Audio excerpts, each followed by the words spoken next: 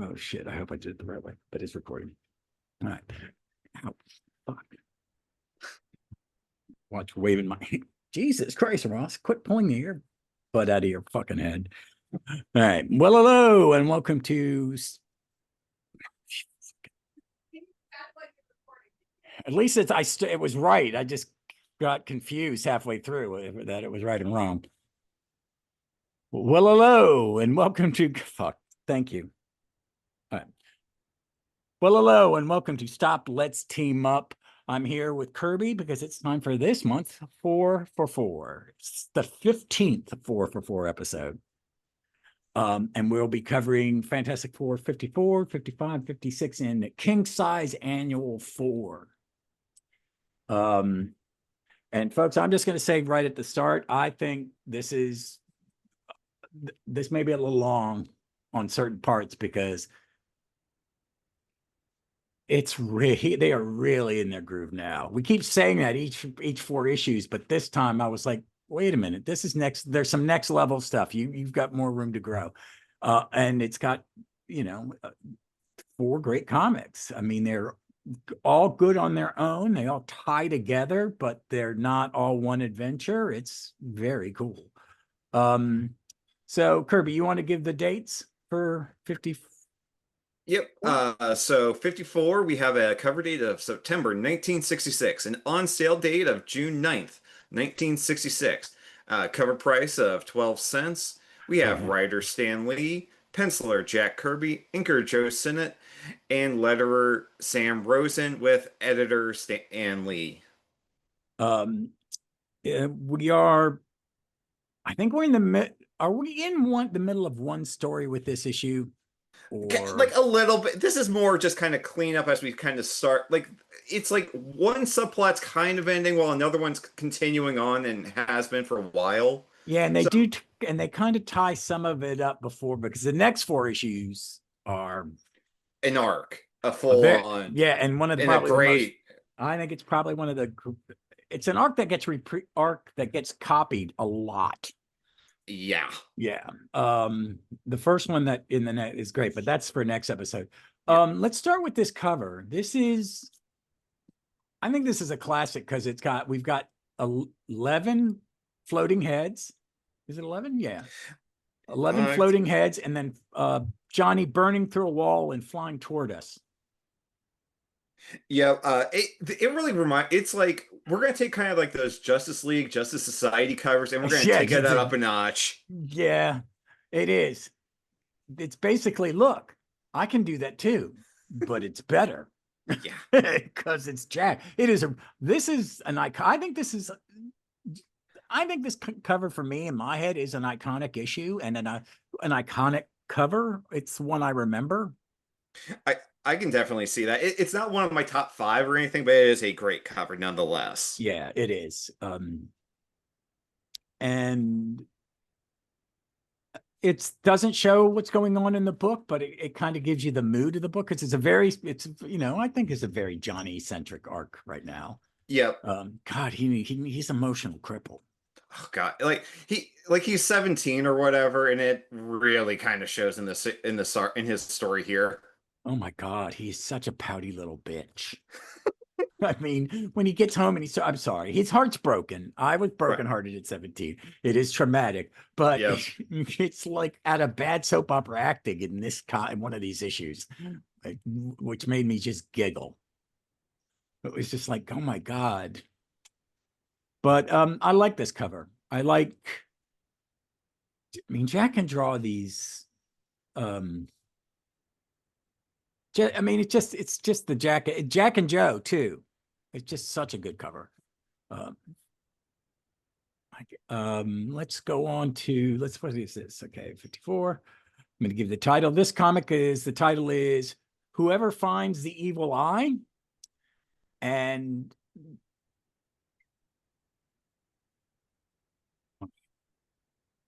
hold on a second. 10 minutes in. All right. But how are we going to do synopsis? Or are we going to do one? I thought of it and then I went, the one in this is too long. Is there anything in Mike's? No. Mike's, like I said, for a lot of it's Marvel I got stuff. an idea. I got something. Okay. Okay, so while Ross is waiting for that, like I said, we're at just kind of at a point where Jack and Joe Sennett are just kind of really knocking it out of the park, and there's just a lot uh, of really good inks. Like again, on the cover of 54, everyone looks exactly like how you want them to, and it's perfect. What do you got there, Ross?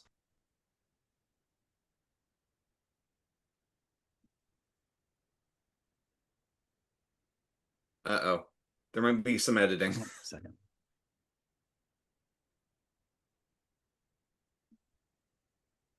God damn it.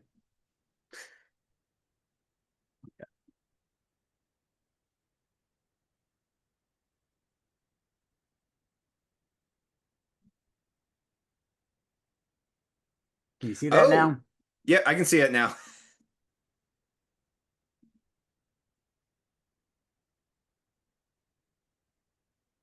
Have you ever seen this? It's a No, I don't think I no, ever it's have. it's basically there's people that did like in the 80s, those like issue guides. Uh-huh. This is where they started. There were like 7 of these. They're magazine size. It's but it's each issue.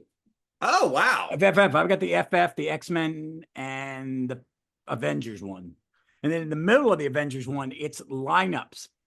All the different Oh, every issue by issue, who is in the lineup. And it only goes to 148. No, okay. 150. It ends with 150. So it's the beginning too. And these have little mini synopsis. Yeah. Yeah, they have like one sentence synopsises. So we'll use All those. right. So hold on a second. I'm just gonna have to edit the front end. That's not bad. Yeah, But yeah, that's fine. I gotta find read. Jesus Christ. Gotta find your readers. That was my readers. I'm trying to find. Yeah. Oh no, my readers are my bifocals. I can't read the book. No, hold on a second. Yeah, so I tried to fill the air, but yeah, edit as you need to. Good. Prestor John back there. There we go. So what it was 54. Yep, 54.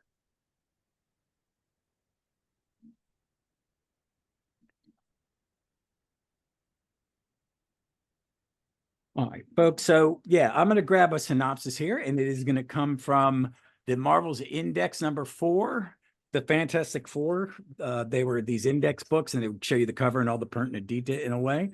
But for 54, they don't have a synopsis for this one. But basically, Johnny's trying to find a way to get back into the Inhuman City, and they're in Wakanda, and Black Panther lends him a ride. Is that would that be the ride? And they meet a mythical character called Prestor John. Yeah, that's yep.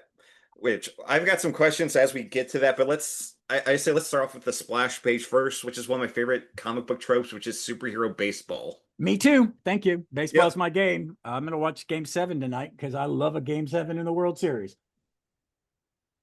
But I did like this because Claremont rips it right out. Oh, he steals this whole cloth. I'm not even an X-Men guy, and I can tell you at least like 2 issues. He just steals this. And then was it Englehart brought it back in the what annual West Coast There's a Avenger? Yep, there's at least one instance of that. I Yeah. think it's it might be 2 years in a row. I can't remember, but it is a trope.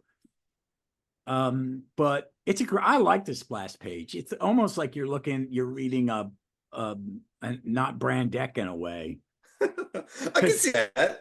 Yeah, because it's kind of like the banner, and it's just, why it's wearing a little like shorts, like. But with a belt, because I guess 60s? No. Okay, so there was this thing in the 60s. My dad would wear coveralls when he wanted to clean our garage. Okay, but Okay. it had a belt. But it was nothing. It was nothing. It didn't hold the midsection up. It just looked like a belt, and it had a little magnet, like buckle. Yeah, Leslie's staring at me because she wants me to find a pair of that and get them because I've described it to her. Yeah, the magnet's got a little Okay. but yeah, it's a faux. It's a 60 thing. Yeah, no, I don't. It's a dad. Okay. It's a dad thing. All right. Fair enough. But I like it. I mean, so they play baseball in Wakanda? I think this is more the Fantastic Four trying to introduce the Wakandans to baseball because like even Black Panther says this will never replace lion hunting, my friends. So it's like, okay, I'm letting the visitors try and show me what they think is fun. Yeah. And you cut the guy. There's one of the Wakandians who's got this pink fuzzy headdress that has 3 yellow feathers coming out the top. And Uh, he's like the little kid in right field just punching the glove because the balls never come to him. yeah. Uh, And I don't know why Johnny's a catcher because he's not smart enough. But I like it. It's very not what the comic ends up being. no, this is way different. I mean, it's because because it's what, 3 pages of the game? Yeah. Where at one point, like Reed is trying to get Wyatt out. And he's like, wait, I tripped over something. Oh, Sue was being invisible, kind of playing a little prank on me. Well, we're gonna go run off and do a 7th inning stretch here. Oh my God. So is that bat made of vibranium? They say titanium. I'm like, oh guys, come on, why didn't you just make it vibranium? And just, I hate aluminum baseball bats. I do. I mean, when we were little leaguers, we still had wooden bats, but they took them away relatively right after. But it hurts, man. It really, if you hit something hard with that, I've been batting cages. Yeah. Oh, give me a wooden one. But it's just, I do like like you said, that this whole trope. Is this the first time we've seen it, I guess? This is the first time I can ever picture because, like, I know the Justice Society never did it, Justice League never did it. Yeah, they never had any fun. No, they would be in the first 5 minutes of like a dinner with that annual visit, and then all hell would break loose. So yeah, but I like it. I want to ask you something about T'Challa. okay. I like I've been complaining, or me and my brother, I mentioned it. I'm rereading Cap, the Angler Cap, and I've got a Yellow Claw, and it's like you could fix this with just a slight. You could take some of the really bad racist shit out by not coloring them yellow.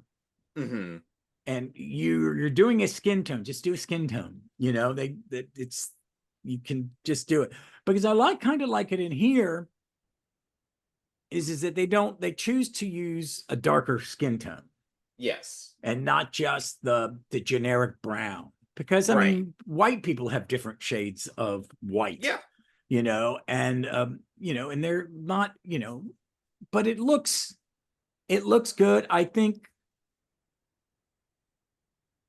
the choice of clothing, I think they're being less. I don't think he's trying to show that they're equal. It's just everything looks different, and he's looking at National Geographics and Library and modeling it, but it's never, it's never the ignorant savage. It's never that. Yes. And it's rare. I mean, this is 66. Oh, I got some Carl Barks that are way worse from the same time period. Oh my God. I know what you mean. My brother Hugh gave me this book, the guy that did Little Nemo. It's the stuff that's never been reprinted. And it was basically a Sambo. Oh, you told me about these. Yeah, but it's natives and the big lip. It's fucking offensive. It's really bad. And the first 2 Tintin stories are never reprinted. Yeah. Because one's the American Indians, and it's like, dude, they were. Man, that's a movie. It's all movie level cowboys. I mean, Indians. It's like, this is 1920, man. That's so fucking wrong. It's terrible. And then the Soviet one doesn't age well. I can't even imagine how bad Tintin in the Congo is. I don't even know if the. Oh yeah, that one's not reprinted. That's not. They don't think they reprint that one. I don't think because they updated it. He would update it. Sure. He would go, this is the world's changing. This is this now. This is that. So that's why it lived on, because he basically rewrote the same story over and over again. Right. But this is them trying, because this is, I mean, Marvel and DC have this. I love it and I hate it, that the super science, and then we just like, when we get to 1969 in this book, they're going to talk about the moon landing. It's like, guys, you've done things 1,000 years more advanced than that. And you're in awe that the human walked on the moon. You guys have been walking on it since 1964. Yeah. There's an alien up there. You have his phone number. You can call him anytime. He's actually really he's called the launcher, but he is a busybody motherfucker. Yeah.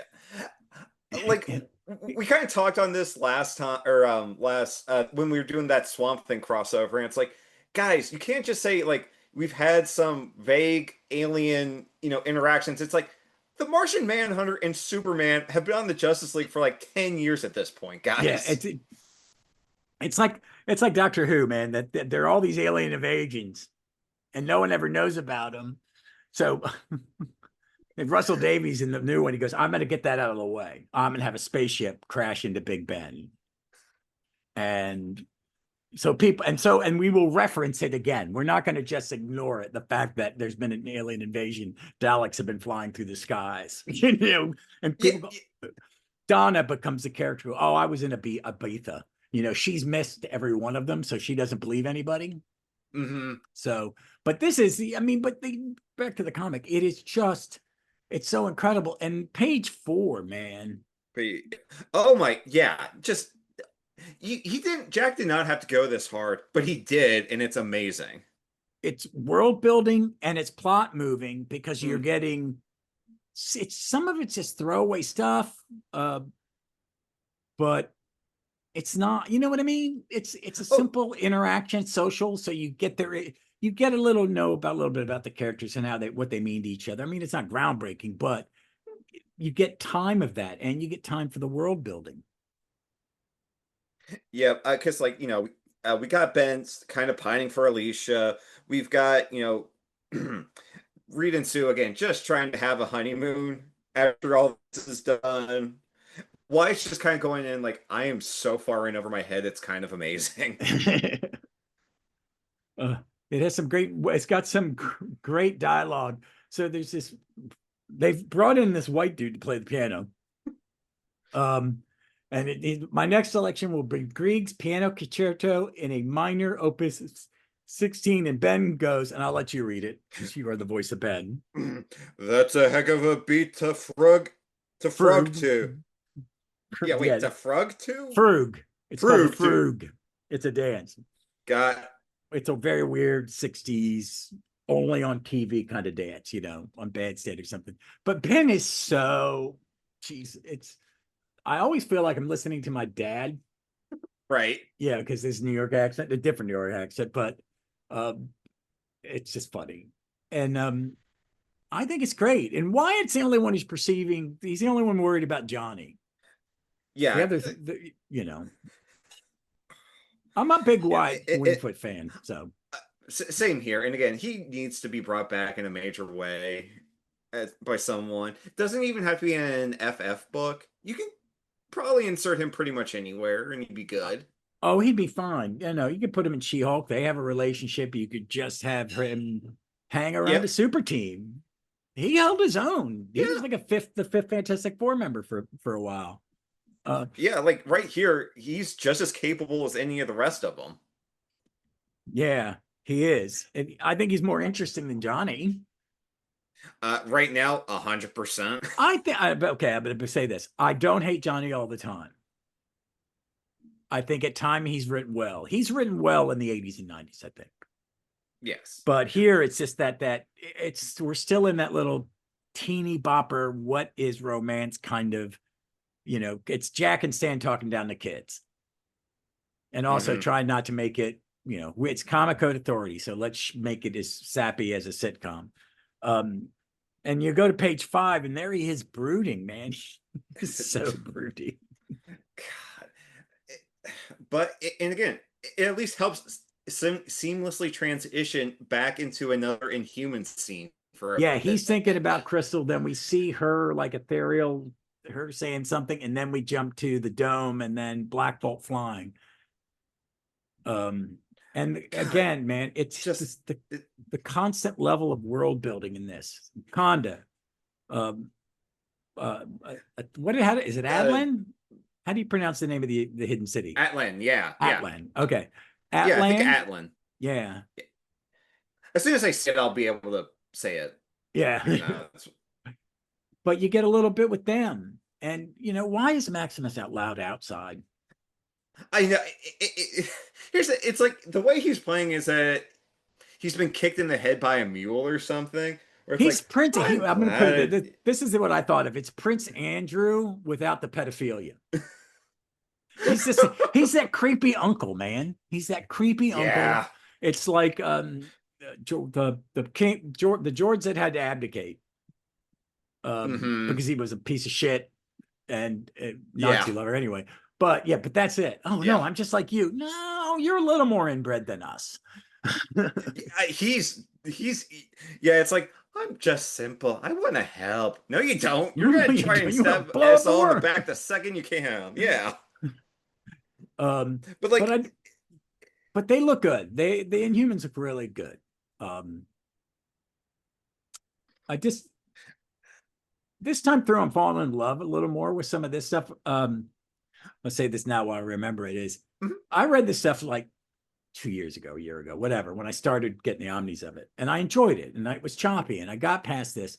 But now that I'm going the second time through, specifically these 4 issues, I'm seeing things, I'm really going, wow, did I just was I reading it too fast? Did I didn't notice this? And some of the art stuff because I was reading like 6 and 7 and 8, in a row, sometimes you mhm. kind of lose it. They're not, you don't pay attention. And I did that. The art in this is just, it's getting better and better and better and a little more detail, spend more time with new characters. And they just added like 10 characters in the last like year. Yeah, but it doesn't feel like like to me, it doesn't feel overstuffed because they know how to like give you just enough of like the Inhumans each issue. Yeah, and you get a little bit of them, and it's that A, B, and C thing that Levitt. It's kind of like that Levitt's formula we've talked about. Because I think it's not just Levitt's that did it. Anyone who's writing a comic, and they've all kind of figured it's got three. Or if we're doing a serialized thing, you've got them for 6 issues, 8 issues. They understand the ebb and flow, and if they're doing it right, it's working. But this is the beginning of that in a lot of ways because you get the Inhumans, and then on 7 you get back to you get a fashion show like it's a Betty Uh, Jesus Patsy Patsy Walker. a Patsy Walker comic. Look, I've got a new, and Jack's just got the Sears catalog, and he's going, oh, yeah. He does. I'll say that this is probably the sexiest he's ever drawn Sue. Yeah, she's stomping. She doesn't look. I don't know. It's just the way he drew her, like with this, it was very much like a Barbie doll. Her proportions are just off a little bit, and then they have her in the apron and stuff. And now he's just Yeah, I drawing can her see as a human that. being. Um, and I Yeah. and I think they're getting her. How we talked about getting Yes. Ben's face and Johnny's face and Reed's face. We're getting really to his final Sue face. Yeah. Yeah, because again, I love Jack. Jack's women is definitely one of his shortcomings. There's a lot of people. I mean, I Yeah. want to say this, and John. I know people get tweaked by Byrne, but Byrne talked about it that he had a hard time for a long time drawing women's faces. He says it's the hardest thing we have to do, and sometimes we just shortchange it. And then Hmm. later he was like, "I'm going to try my best." It's also body image. He was not going to draw Kitty. Not everybody's got big boobs. Yeah. I mean, basically everybody did. I mean, and we look back at like Sue's costume, and In the 90s, yeah. it's just really inappropriate and stupid. I thought it was stupid because I really even it was a hard time for me looking at Saturn Girl when she wore the pink bikini. I was like going, how is that practical? Yeah. And at least like Power Girl has had costumes where it's kept the basic like blocking of it, but you don't always need the giant boob hole. Yeah, but I like that they write needing the boob hole in because she's a little bit more You know what I mean? Like, She's very, like she's like, they it's like kind of when Jennifer is She-Hulk. yeah, I'm they good. I look embrace it. They great. kind of embrace it. Yeah. Yeah, I look great. I feel Uh, great, but it's these 2 pages, I love Ben's expression when he's playing with like the exercise thing in the second panel on page 7. yeah. It's just so like I don't know, cartoony, but without breaking anything. T'Challa's face is a little weird. Like they're both doing a lot of blow or something. Because he looks a little tweaky. It's a little, I don't know. It's just the Jack and Joe art, the cynic, because you get really good faces. And I think a lot of it, I think a lot, not Kirby draws very detailed, Yes. but that you have Joe, that he is, I think his inking on it just makes it a little smoother and they are really just fine tuning the house style for this book. What does it mean to be a Fantastic Four comic? And this time through, I'm really catching some of that more. Mm-hmm. And this issue is really good because we get to him giving them this car. What is it? It's a gyro cruiser. It's a gerbil ball with a Right. porta potty, or this it's a machine of some sort. And they use it to travel. They're trying to find another way into the hidden city. Right. And it's basically, T'Challa basically says, it's so simple, even a child could do it. So, Johnny, you're fine. Yeah, but Wyatt's still driving, you notice. I'm Yeah. not letting the kid. He's too moody. Yeah. But it's this like 3-page adventure just to get to the villains, the antagonists place. And these are beautiful. It's 6 panels of them traveling, going down in the sand and then going under the ground and then coming out in some ancient city with this giant dragon carved into the wall.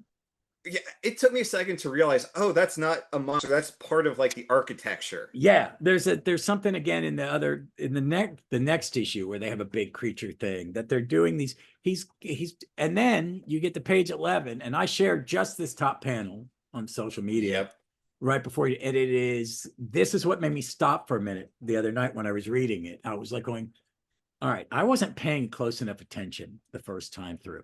I love this story because I remember when he comes back, it just after in the early 100 issues. It's like is it a Buckler issue? He comes That sounds back. about right. Yeah. Because he does come back. I'm almost to it. I think I'm almost to it on my read through. But this panel of Prestor John in his, what is it called? They have a name for it, the something chair. Yeah, I don't remember off the top of my head, but he's like knocked out on it with the evil eye, which will definitely come back into play many a time in Marvel Comics, just kind of like sitting in front of them. And thank God they have the eye portion sticking out and not resting down, because otherwise it's like, Jack, you can't get away with that, man. Come on. What I like it's because I think my first experience with him was that FF story, and then Avengers Defenders War. And in my Avengers reread, I'm 4 issues away from Avengers Defenders War. It's like, oh my God, do I skip this? Because I've read it 1,000 times. But that was a big thing. And I think there was a reprint of this at some point somewhere that I finally read this one before, But that is page 11 and 12. Let's see. 13. Marvel's Greatest Comics number 41, Mighty World of Marvel. Wow. Just like, I want to. Is this Jack messing with Stan again to go, you figure it out? No, I think they had to have discussed this. There is no way. Okay. Unless Jack drew it and said, I want it to be Prestor John. But they're both. Prestor John is he? There is a. Oh, is he an ooh, let me go to the old Wikipedia. Now, here's my question, and this is where my lore gets a little. I thought Avalon was all related to King Arthur, but they keep saying that's it. I think Prestor John is part of one of that tradition of storytelling. I Okay, do because not. they keep saying King Richard in this book, and that was throwing me off. I'm like, Well, it could be Sir Walter Scott, okay, Ivanhoe. uh, It could be written by one of them. It may be a modern thing. It has a very Ivanhoe kind of vibe to me. My brother made me watch the Ivanhoe. There is one with Richard Wagner. Natalie was his husband. He was in all the Austin Powers movies. He was in it. He played Ivanhoe, but it's a romantic. I feel this had maybe come from the Sir Walter Scott's romantic stuff. okay. And But on a real quick check, Prestor John is at least of some actual mythological thing, and not just okay, something made up by Stan and Jack. yeah. So, but I don't think it would be theirs unless they grew up reading. I mean, my brother read Scott for Yeah, fun. It wasn't like in a class. But he read pulp. So I bet Jack and Stan might have been versed. I don't know about Stan. I don't know how much homework Stan did. Jack, I know, would do it because he's doing it. He's getting the stuff for Wakanda from a fucking really early National Geographic. yeah. But this design on Prestor John, You'll see a lot of this. Like, you can see where New Gods comes from with this. You can see where like a lot of the designs in his Etrigan run come from. oh yeah, I didn't even think about his Etrigan run. He does know his Arthurian legend, and he Yeah. would. So yeah, that makes a lot of sense. I like when I talk about the colors too. The limitations of a 4-color process are, especially back in 1966. And my problem was sometimes with reprinting comics is you twiddle with it. Don't twiddle with the colors. They pick colors for a certain reason. Except I wish they would with like yellow people. Stop making people yellow.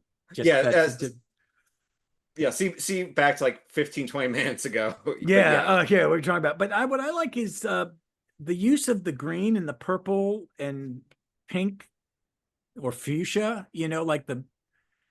it's a nice mix of colors that don't normally go together. right. And that's a problem I think modern artists have when they're trying to reference back to this, is that like they go so far beyond parody, like they don't understand the limitations when they do the parody of it, Yeah. if that makes any sense. Yeah, I do, because I think in Thor Ragnarok, when you're in Hulk's apartment and you're in that city, that it's very intentional that they have these just shapes of colors that don't really go together on different things for texture. You're giving it texture and depth by changing the color and stuff. And I thought that was like good. This is as close as you can get to Jack, and we're not going to do it ever again because it just, we've not done it because it was meant for a different art form. But I think this also, just this page, it's just, or these 3 pages, it's just so much. Oh my God, how did he get so many comics done in them?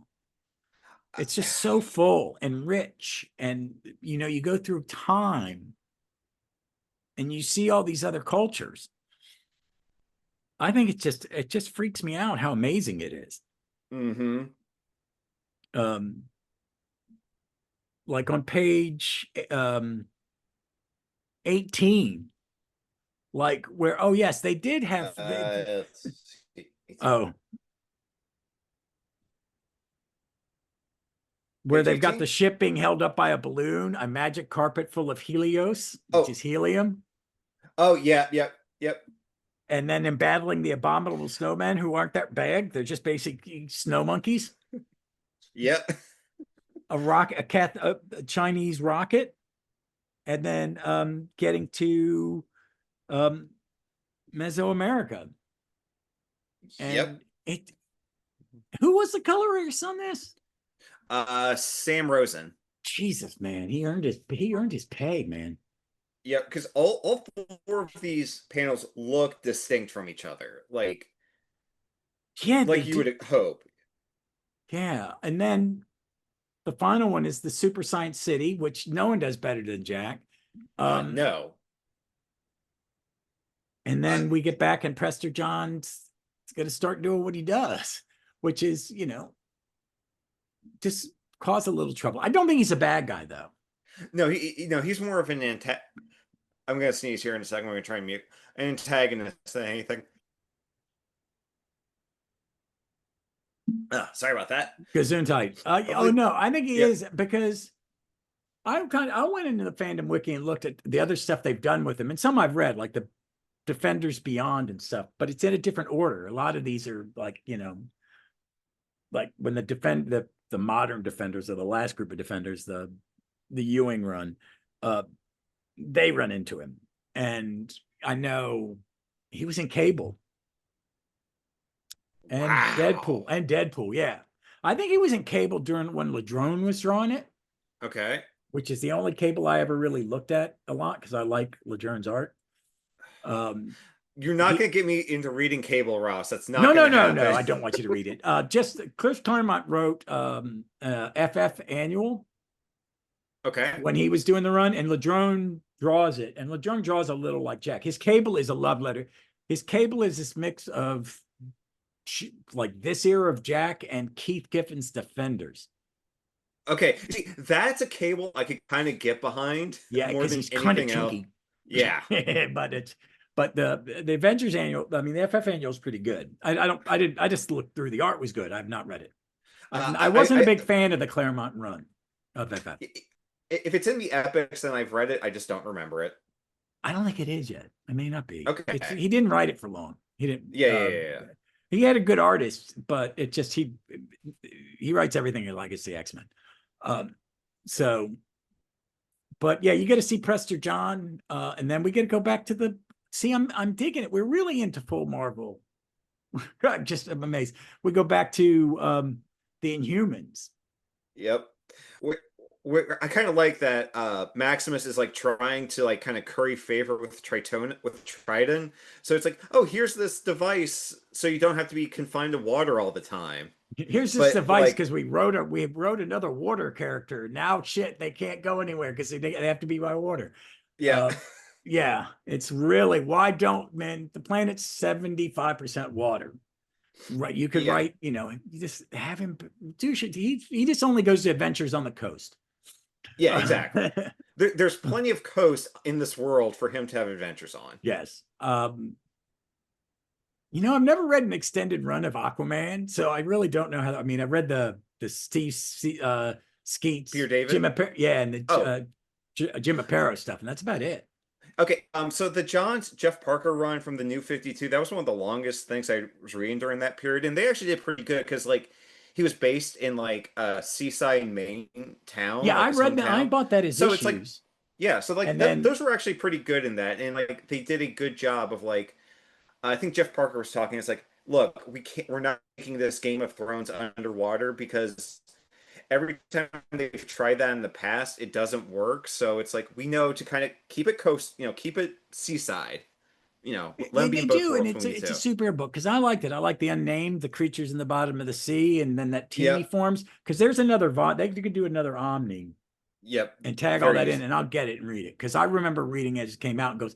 And I read that one. That's not because I did read that for about 20 issues in, I, getting it monthly. I think I read that for like 40 odd issues See, because that's a long time for an Aquaman, unless you're an uh, Aquaman super fan. Like he's your yeah, I'm guy. not. And it's Yeah, I'm like, not either. that and Swamp Thing were like the only two things from DC I was reading for a time. So that says Yeah. a lot about the state of DC for a period. Yeah, it does. It does. So wait a minute. So Back to the on book. page 16, is that earthquake because of Gorgon. oh, it's Gorgon. Okay. I was like, I'm looking at it now. But is that Prester John? Is he just blessed at a hole near there? No. That would save this subplot at least like another year. Or I Okay. can't remember. I might be exaggerating a little bit, but You wouldn't. I think you're not. You may be underestimating it, but eh. it's not like pregnant Crystal. Okay. Yeah. Oh Dude, God. that was like 10 years. I know. It's Really, ridiculous. yeah, it is ridiculous. But Prester John and he takes the evil eye. Oh my God, man, this is just so good. I'm just kind of looking at it. Yeah. The plot's not even that important, except I don't No, know. it's more of a showcase for Jack just going nuts. And like the issue basically ends with use a bomb that his brother set off because it's like, yeah, the bomb would destroy the barrier they're trapped in, but would also kill all the Inhumans inside. So, let's not do that. Yeah. And then, okay, so Wyatt and Prestor John follow Johnny because he's going to use the evil eye to shatter the dome over the Inhumans. And they zap it out of his hands, and then they set off a nuclear explosion. Yeah, because if Johnny had used it, he would have died like instantly because of the evil eye. Yeah. And I love that jack gun Wyatt's firing at him with like 3 horseshoes attached to it. Oh my God. I do love this. See, you're reading that in the Epic, so it doesn't have the letter pages, does it? No. Oh, I feel sorry. Some of these are great, but me and Ken were talking about it. It's like you look at their addresses, their complete addresses in there. Like Which I mean, terrifying. imagine nowadays you'd be like, no, I don't even want to give you my last fucking name. Exactly. So that what I mean, I love that issue. I did. They're all 4 in this run are just a lot of fun, and just it was beautiful. I mean, I did 2 reads, but I also just kind of went. I mean, it took me forever to read that issue, the first one, because I kept kind of like reading the page and then just exploring the page and then reading it again. But it was just for an issue that has. Oops, sorry. Go ahead. I didn't mean to. No, I'm done. I was gonna say for like an issue that's kind of largely like it's an episode of TV where it's mostly just subplots to set characters up for future stories. It does a really good job of that because at this point they know how to give you the adventure story with Johnny and Wyatt, largely tie up the Black Panther stuff from the past 2 issues, and kind of just remind the audience who the Inhumans are and what their current deal is. Yeah. So because they're not in the next issue, because the next issue is more. It's basically 2 stories. So let's start with you want to give the publication dates and credits and stuff? I sure can. Okay. As soon as I click the button and let it load. All right. So Fantastic Four number 55. We have a cover date of October 1966. An on sale date of July 7th, 1966. We have a cover price of 12 cents. Writer and editor Stan Lee, penciler Jack Kirby, anchor Joe Sinnott, letterer Sam Rosen, and we have a gorgeous, gorgeous cover by Jack and Joe. Yeah. Of the Thing and the Silver Surfer battling, and it's like, again, I love the Silver Surfer. It's such a simple cover, and it's even the gray buildings in the background don't bug me like they have in the past because it's clearly like a night shot. Yeah. And all of that, and yeah, they have the color exactly where it needs to be. Ben and the Silver Surfer look great, and I'm curious, Ross. Do you think they brought Silver Surfer back so soon because they knew they had something, or was this fan response or low column A, low column B? I mean, probably both. I think they Okay. probably. I mean, because they read, you read the letter columns, and they're picking ones, they're cherry picking ones they want. Mm-hmm. But I think it did. I think I'd have to ask my older brother about, because he would have seen these when they're coming new off the rack. Because if it's 66, he's 14. Oh, okay. Like yeah, he's a tween by this point. He was born in 52, so he's 14 years old. Okay. So, and he is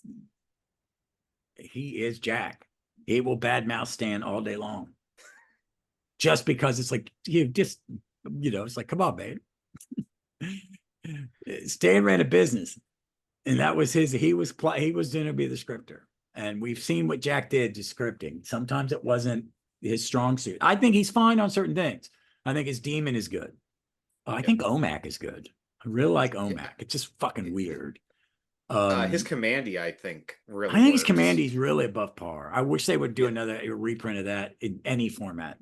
Yeah, I mean, I've got the Omni, but see, I've never read it as whole. It's kind of like Tomb of Dracula. I've read bits and pieces. Yep. And having read some 70s Jack, and really deep diving into the FF, because I have never read it all the way through.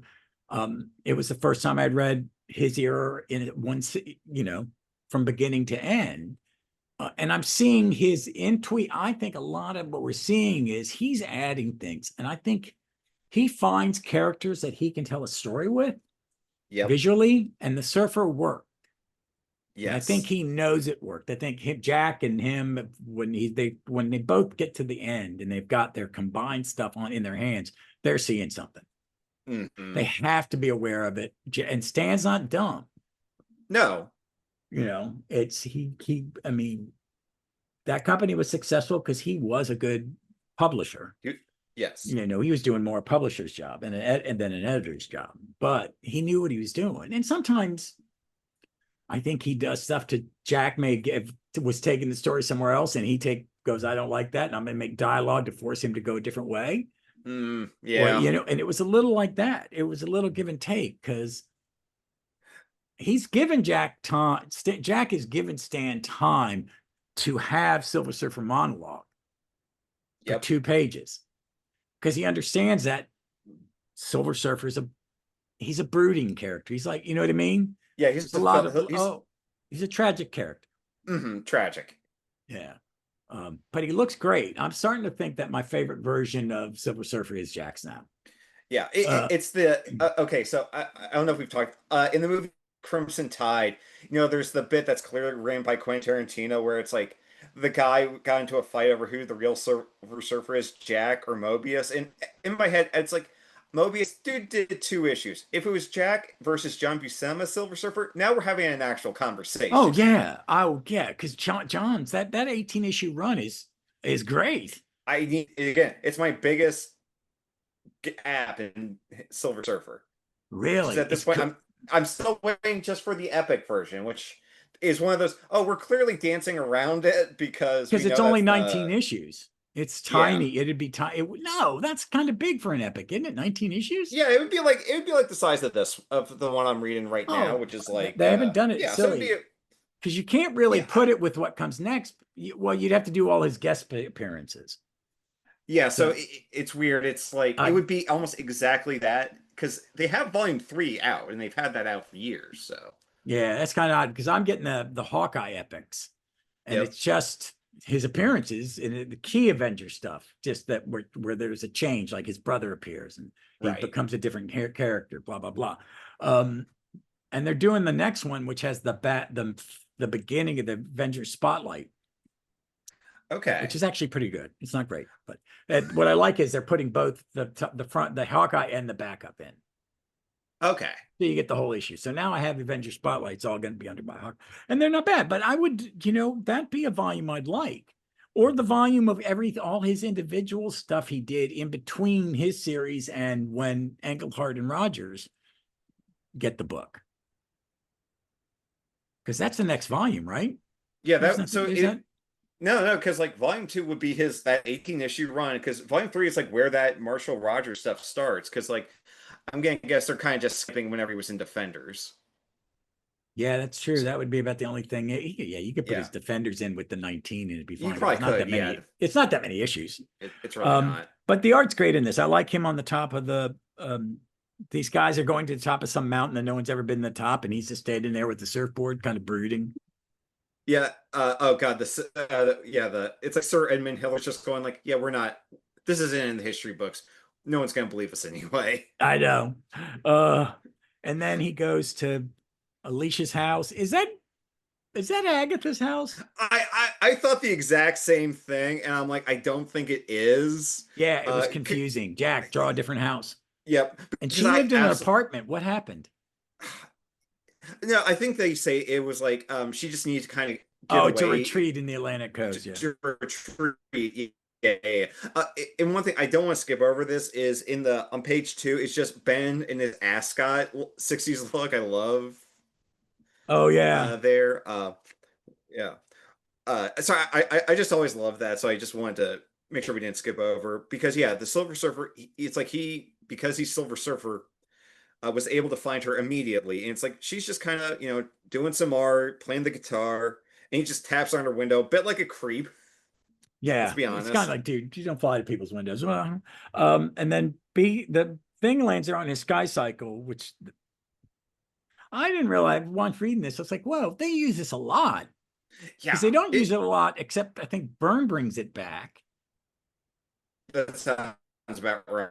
Yeah. Yeah. So yeah, that's Yeah, supporting her, again, it looks good. yeah, it does. Okay, yeah. Mrs. Bennis. So I'm like, okay, it's not Agatha Harkness, which, like I said, I definitely had the exact same thought. And it's like, what did it? Yeah, I guess it ain't every day that a Prince Charming comes charging into. Hey, wait a minute. What's a man's voice doing up there? A man's Um, voice. Well, it sure ain't Minnie Mouse. oh my God.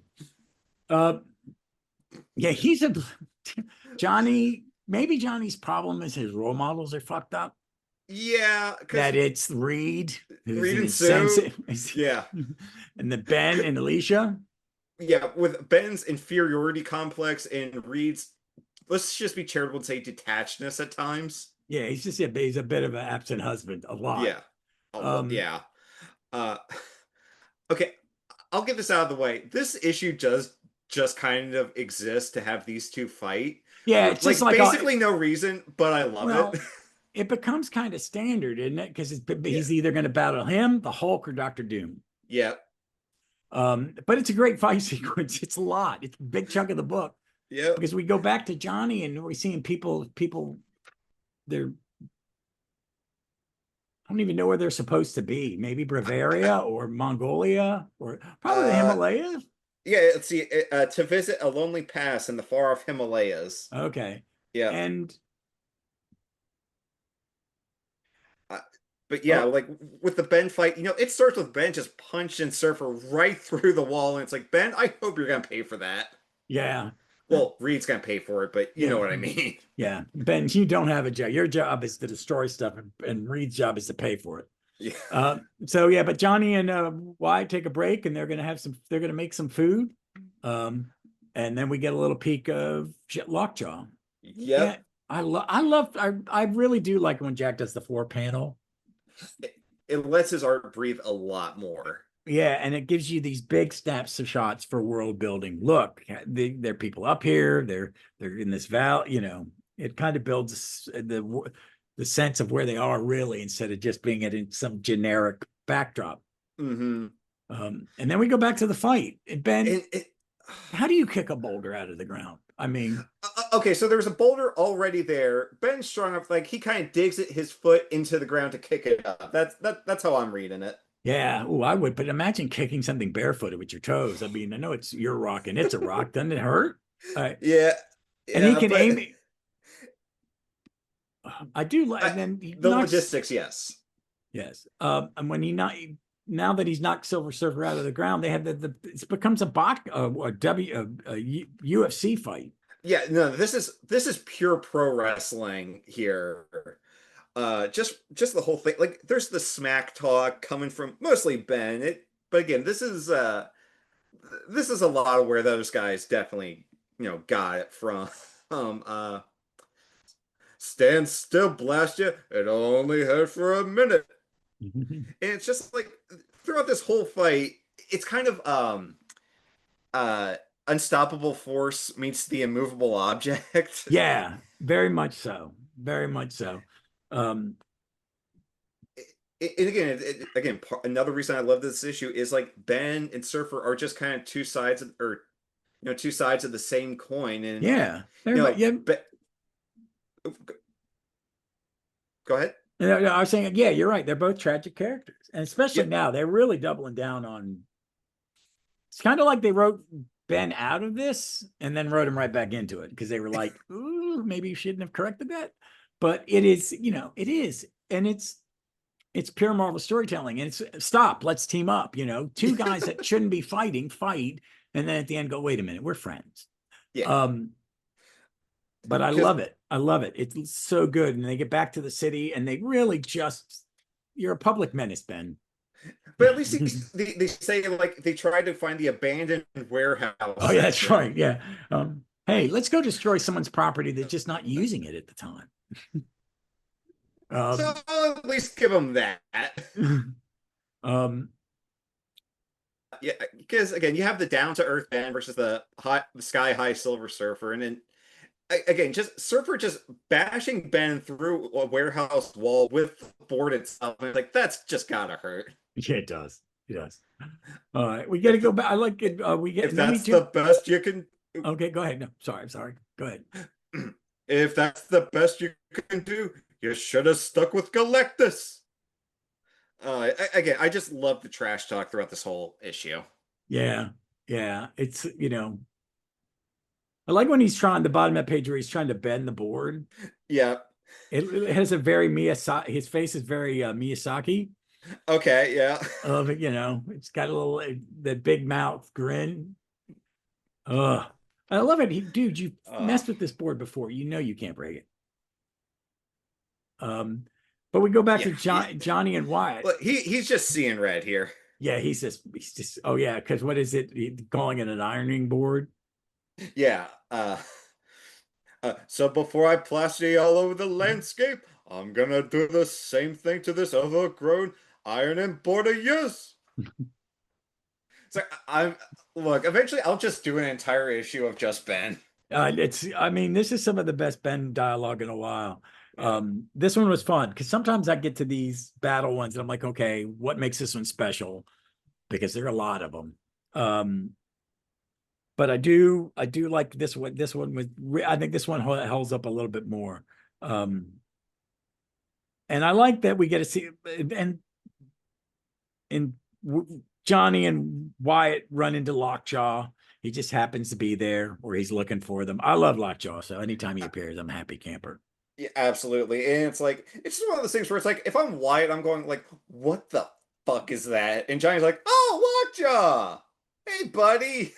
It's like, I got him with the wrong crowd. And then we get what, 3 more pages of fighting with Ben and yeah, just 3 more. And again, it's just like Surfer is just like kind of barely aware of why Ben is fighting him. And like, again, he's never on the back foot. Ben is just so outclassed. Like, because even when Ben, pile drives the building to gravel, Surfer isn't even really that inconvenienced. Yeah. What I do like is because the Surfer's at times saying, man, wait a minute, I don't want to fight you. Quit hitting me, basically. Calm down. Like, come on, stop it. Stop it. I'm just friends with Alicia. Come on. Because he fixes the sky cycle and gives Ben some flowers. He knows enough about humans. Yes, you'll win her back with a handful of flowers. Yeah, and it's like even Reed's really giving him like the talking down to him. Ben's got a good pissed off face on the top of page 19. Yeah. Because the art's just better and better each issue, and it's just there's firing on all cylinders. I've really learned to appreciate Jack a lot more through this second read through. And I really want to kind of pick up, maybe I'll force myself this weekend to read the next 4 or 5 Thors so I know I'm getting about to the point where I'm going to get to past the crap. But it's taken so long because a lot of the 8th plots aren't as good as the Tales of Asgard. Right. So, and I read the Thomas Keith Pollard era, and was it the greatest comic ever written? No, but it's Thor, and it's like superhero one story, science fiction the next, myth the next. You get it if it's like Walt understood that. I think Al Ewing kind of understands it too in his Immortal Thor. I've got to read the rest of it, but it's good because it kind of just cherry picks the type of story. Right. But I think I'm seeing how good they are now.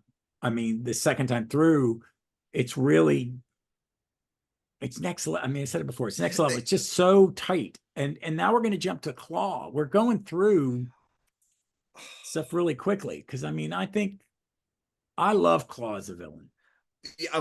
Yeah. Claw, okay, there's a reason. As we'll touch on when we actually go through this issue, but it's like, yeah, there's a reason he was the only real choice to be the villain in the first Black Panther movie. Oh yeah. Yeah. And that everybody knew a human being who looked just like the first version of Claw. Yeah. And it was Andy Serkis because they had cast him. I went, fuck, he looks like Jack drew him. Yeah. And he got it. I think Yeah. he really got it. And then I hope if they ever do this Claw that he does the voice. Oh, you would hope so. And I'm just gonna say, like, this to me is a perfect villain design. I have no notes on it. I would put it up. It's maybe not at Doctor Doom level, but it's damn close. Oh, it is. It has very rarely been tweaked. Yeah, it's Um, the one silver thing amongst the red and the purple works perfectly, and I think it's maybe just how inhuman he looks. yeah, and he doesn't look like a machine either. He's not. No, He doesn't have that robot look, which they would do, like the lack of a nose and the eyes are clear, and that beautiful Kirby headdress kind of thing he liked to do. Oh, and yeah, the lightning bolts in the back of his head. It's so um, good.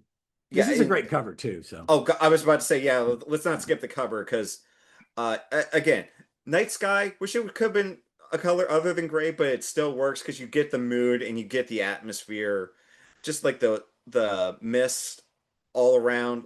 It yeah, looks great. it does. What I like is that they're really selling this on covers, above the reason that the faces are in the box is because you could see it over the issue in front and the Right. title, but they're putting enough like his head that high up. And if like I pull my pad back and I could see this being on a rack and you're pulled to Claw in the title box. You know what I mean? Your eyes are Uh-huh. pulled down because the gray is like that. But when you look at it as whole, you get it. It's dynamic. It does kind of tell you something that's happening in the issue, which is something Yeah. that comics don't Oh no. know. No. Alex Ross does his Thor ones, they are reflective in the story at times. Yep. It's yeah, so I appreciate that. He does it I think that's why he likes doing covers for Marvel because they let him do it. Yeah. Because he's always doing one series or another for 3 or 4 years. So give us the pertinent data on this one. All right. Pertinent data on Fantastic Four number 56. What the heck? That's weird. Sorry, the Mike's, it went to the annual first, then went to 56. So we have a cover date of November 1966, an on sale date of August 9th, 1966. Writer and editor Stan Lee, penciler Jack Kirby, inker Joe Sinnott, and letterer Artie Simek. And of course, the cover was Jack and Joe. Yeah. It's great. And I like that the splash page is basically the same motif. But I do Yeah. like Claw, the murderous master of sound. It, yep. And then, okay, it's like what? Sue's looking for Reed. He's in the lab. Ben tells her to, like, hey, he's in the middle of something. And then, again, Kirby tech to the nth degree here when he's in checking out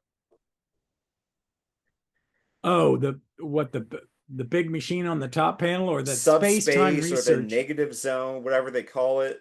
Uh-huh. Oh, a bomb panel, two-thirds of panel 3 or page 3. Okay, I got you. Oh yeah, that is like from a, the guy that did. Oh my God, the Mexican director, Del Toro? Del Toro. Thank you, Del Toro. Guillermo Del Toro. I was trying to pronounce his first name correctly. But it looks like one of his creatures or something that Doug Jones would play. And but that panel, man, it's, it's, I Jack's think, having fun. yeah, he is. And and the coloring again, it's yellow, green, shades of green, and then red, and then things that are only true for color or read and bend to the fact that he's a monster, and Sue, but it's just near perfect. Yeah. And I bet as a kid you're reading this and just staring at it. I understand why people my brother's age are such huge. Why Jack is why he is in comics. Period. It's just I don't know if a modern comic artist would attempt something like this, and I don't. And I see more artistic tries, but attempts to do something a little bit more. You see more in independent comics Mm-hmm. or something that's got a limited run. Like I was reading the art in East from West, or Yes. East to, yeah. It's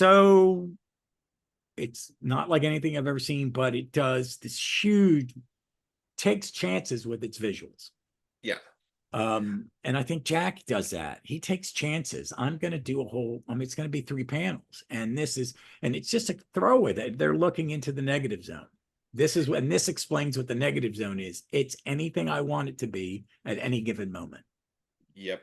I Um, think okay, let me kind of maybe throw this out. When it comes to like Marvel DC, is it because like there's probably either a over or at least subconscious like you need to stick to a house style nowadays I to don't kind of know. Yeah, I think DC with the I mean all like in they've attended New they're Gods has been very experimental with its art. yeah, it has been.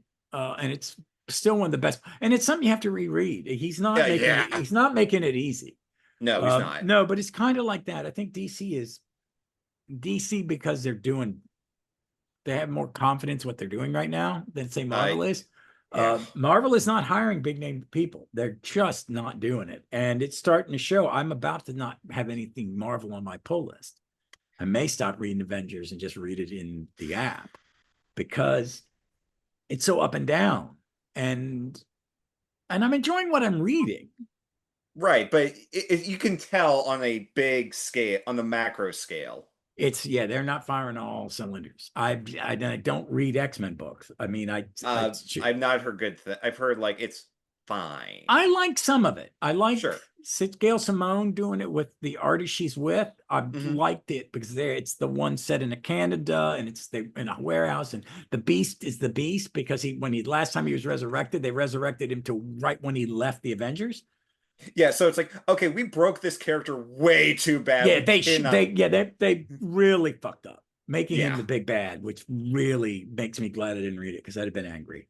Uh, uh, But okay. Uh, Sorry to interrupt. I have one bit. So I started reading Young All Stars last night, and one of the character villains is like a Nazi sea wolf guy. Looked a lot like Beast. I'm like, okay, who's worse, this guy or Beast by the end of the Krakoa era? And I'm like, I didn't Beast post in the that because Krakoa era.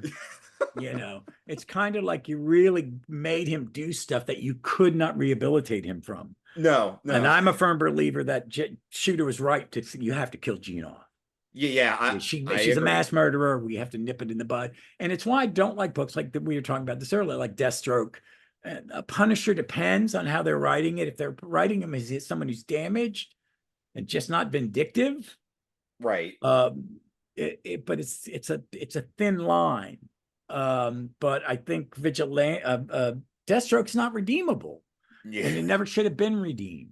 There's no way to take back what they did, and I don't think Marv realized. I think he was trying to show something awful, but I think he didn't realize how awful. Hmm. And I think he went too far in a way. I'm not for censoring someone from telling a story, but if you're going to tell that story, make that the story, not just make people do the math and fucking get sick. Hmm.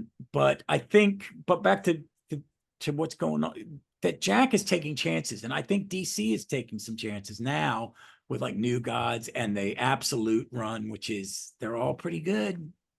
The Wonder Woman's deserved best comic of the year. I mean, it's Wonder Woman, but it's not Wonder Woman, and it's very unique. But that artist, uh, Sterling Hayden, I want Okay. to see Yeah, him do. I'm not reading, but go on. Yep. Oh, but he's like that. He's doing what Jack's doing in this, and what I can think of someone who's doing it now in DC. I think New Gods. Yeah, I think it New really Gods is. is the that's the outer edge of the envelope. Yep. I mean, Which they've got good artists like Mora and Rodriguez and all these people are really good, but they're not reinventing the wheel. no. But that And guy to New Gods, which fitting given that it's Jack. yeah. Oh yeah, he's actually going. I with the modern New Gods story. I think you're getting a new version of. They know how to write it. Hmm. If I'm reading a New God story, I want it to be very mythical. Yep. If they're going to be superheroes, let them be superheroes in someone else's, in another, like Justice League or something else. Because I think Orion, and we'll get off this tangent, but Orion, Light Ray, Barda, Mr. Miracle, and there's a fifth one that actually is an Avenger. Or I mean, a Justice Leaguer. Justice. No, maybe it's just those four. Maybe it's really just those four that off the top of my head. And they fit. Yeah, you know. I think adding Barda in the Morrison, was it the Morrison era? Yeah. Barda didn't actually join the JLI. She was a supporting character, but once, because Morrison brought her and Orion in during, that run. Yeah. But they're taking risks. They're taking time to give you panel. I mean, just the confidence in the because we get, again, but page 5 is a 4-panel page, and it's all in the hidden city. And they're still letting Maximus run around. Jesus. Also, do they not have stretchers in Atlia? Yeah, because that can't be good for his brain. No. Yeah, they've got their Corgan and Karnak are carrying Black Bolt, but his head's lulled down to the ground and he's dragging his arms. He's probably gonna have a crick in his neck. Yeah. Medusa tries to get Maximus to deactivate the bomb, and she's crushed by her love for Black Bolt. Mm-hmm. I love her. She looks so good here. Again, folks, go back to the previous episodes where we've talked about Medusa, whether they knew what they were going to do from the get-go or not. But I'm so glad they have kept her around. I am too. I just reread. I'd gotten to the point to where I'd started reading FF in my read through. Okay, so I'm now into stuff I read when it came out, and I enjoy her as a member of the team. I think I enjoy her a little more than Crystal, but I think Crystal's good in her when she's a member. Yep, I think they both fit very well. Yeah, they do. And I mean, Crystal was really, once they put her in Avengers in the late 80s, early 90s, when was she in? Late 90s, early 2000s? Late, somewhere in there, but I know what you're talking about. Yeah, that's a good Avenger run. That's a good, it's mostly good. You're gonna eventually wear me down to read it, but I'm just not there yet. No. It is choppy. It is incredibly choppy. But the Gatherer saga is very good, and she's in there. And her and Cersei and Dane do make a good love triangle. And Thunderstrike's in it, and I like Thunderstrike a lot. I'm a big fan. I read that comic. Well, it was a new type of Thor. Hey, give us it was one of Ron Fenz's best. It's Ron Frenz. Okay, it's Ron Frenz. It's fucking yes. It's Sal's illegitimate love child with somebody else, because it's Dan Jurgens. Got a little Dan Jurgens in it. It's got a little Jack in it. It's really, but you posted all those ones, and my screen grab is the Hawk. Is it on my? Just a while ago on, just go to Pinterest, start Ron Frenz. He's, someone has uploaded a bunch of the commissions he's done, and like every single last one of them is gorgeous. Even when he's specifically doing like those awful like fan submitted Legion costumes from like the 60s. That fucking hysterical, man. Yeah. I saved all those on my phone when you put them on, because I was like, I've never seen these before. Oh, it's the Martian Manhunter Green Arrow. Yes, that one. Yes. Yeah, from Brave and the Bold 50. I loved it. Yep. I wish he did more. I wish. My buddy Jared has a Mon-El commission by him. I'll have to get him to send it to you. Oh fuck! I bet that's gorgeous. I'll text him over. Yeah, that'd be cool, because I would love to see Ron Frenz do. Jesus Christ, let him draw Legion. I'm down for it. Yeah, who's it supposedly is getting it? Joshua Williamson is the writer, right? So without going on, we'll eventually get back to Fantastic Four. But but it's a lot. There are all these books that are big. Think of this because this is so good, and I would like to see Ron Frenz draw something. He could do a New Gods book. New God, have him draw anything Jack. Yes, honestly, because it's people say he's mimicking him. And it's all tribute. Yeah, it's all done with love. But let's get back, because this is a big Sue issue too. Sue leads. It's just her against Claw for a while. Yeah, and so she's just kind of doing whatever in like what's was it her office or something. Claw bursts in, and he's able to kind of not he's not even like trapping her yet, but he's explaining like, here's how I went from looking like I did last time to I went through the machine that created all those sonic animals a couple of times, and now I look like this.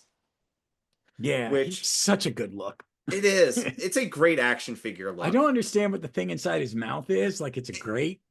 Yeah, that's the only real robotic thing, because it looks like the inside of Doom's mouthpiece too. Yeah, it does.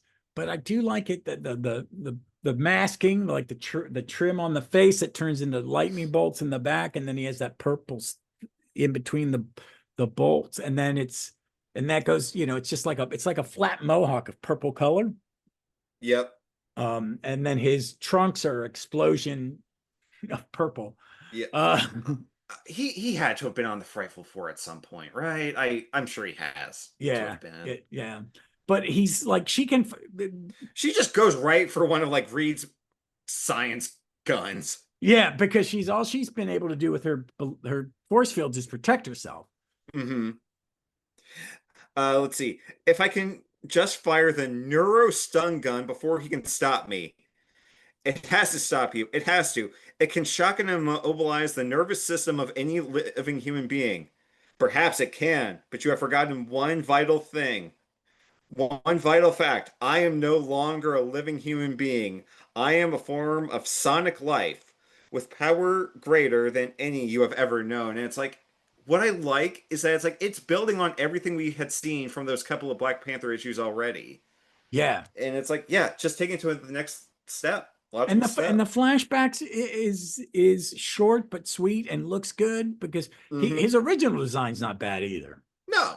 You could have kept him in the pith helmet and a jacket and have one hand. It would have been, Absolutely. yeah, and make him look like Andy Serkis. But she zaps him, and then Ben, and he's trapped Ben and Reed in that lab by picking a barrier sound. And Reed tries to zap it, and then Ben's like, fuck it. Hey, this $1 billion piece of equipment here, I'm just going to throw it through the fucking wall. And it crashes and it explodes backwards. Yeah. And again, anytime you have Ben picking up Kirby tech like this, I'm smiling. It's and all right. All right. So maybe I ain't 100% perfect. Go on. Call me a dumb lowlife. I got it coming. Again, I think it's in this issue where maybe it's just because it's November 1st and I've been watching all the old Universal, but Reed and Ben have a kind of a Frankenstein Igor thing going on here. At times it could be a little bit Marty Feldman and Gene Wilder. Okay, yeah. Man.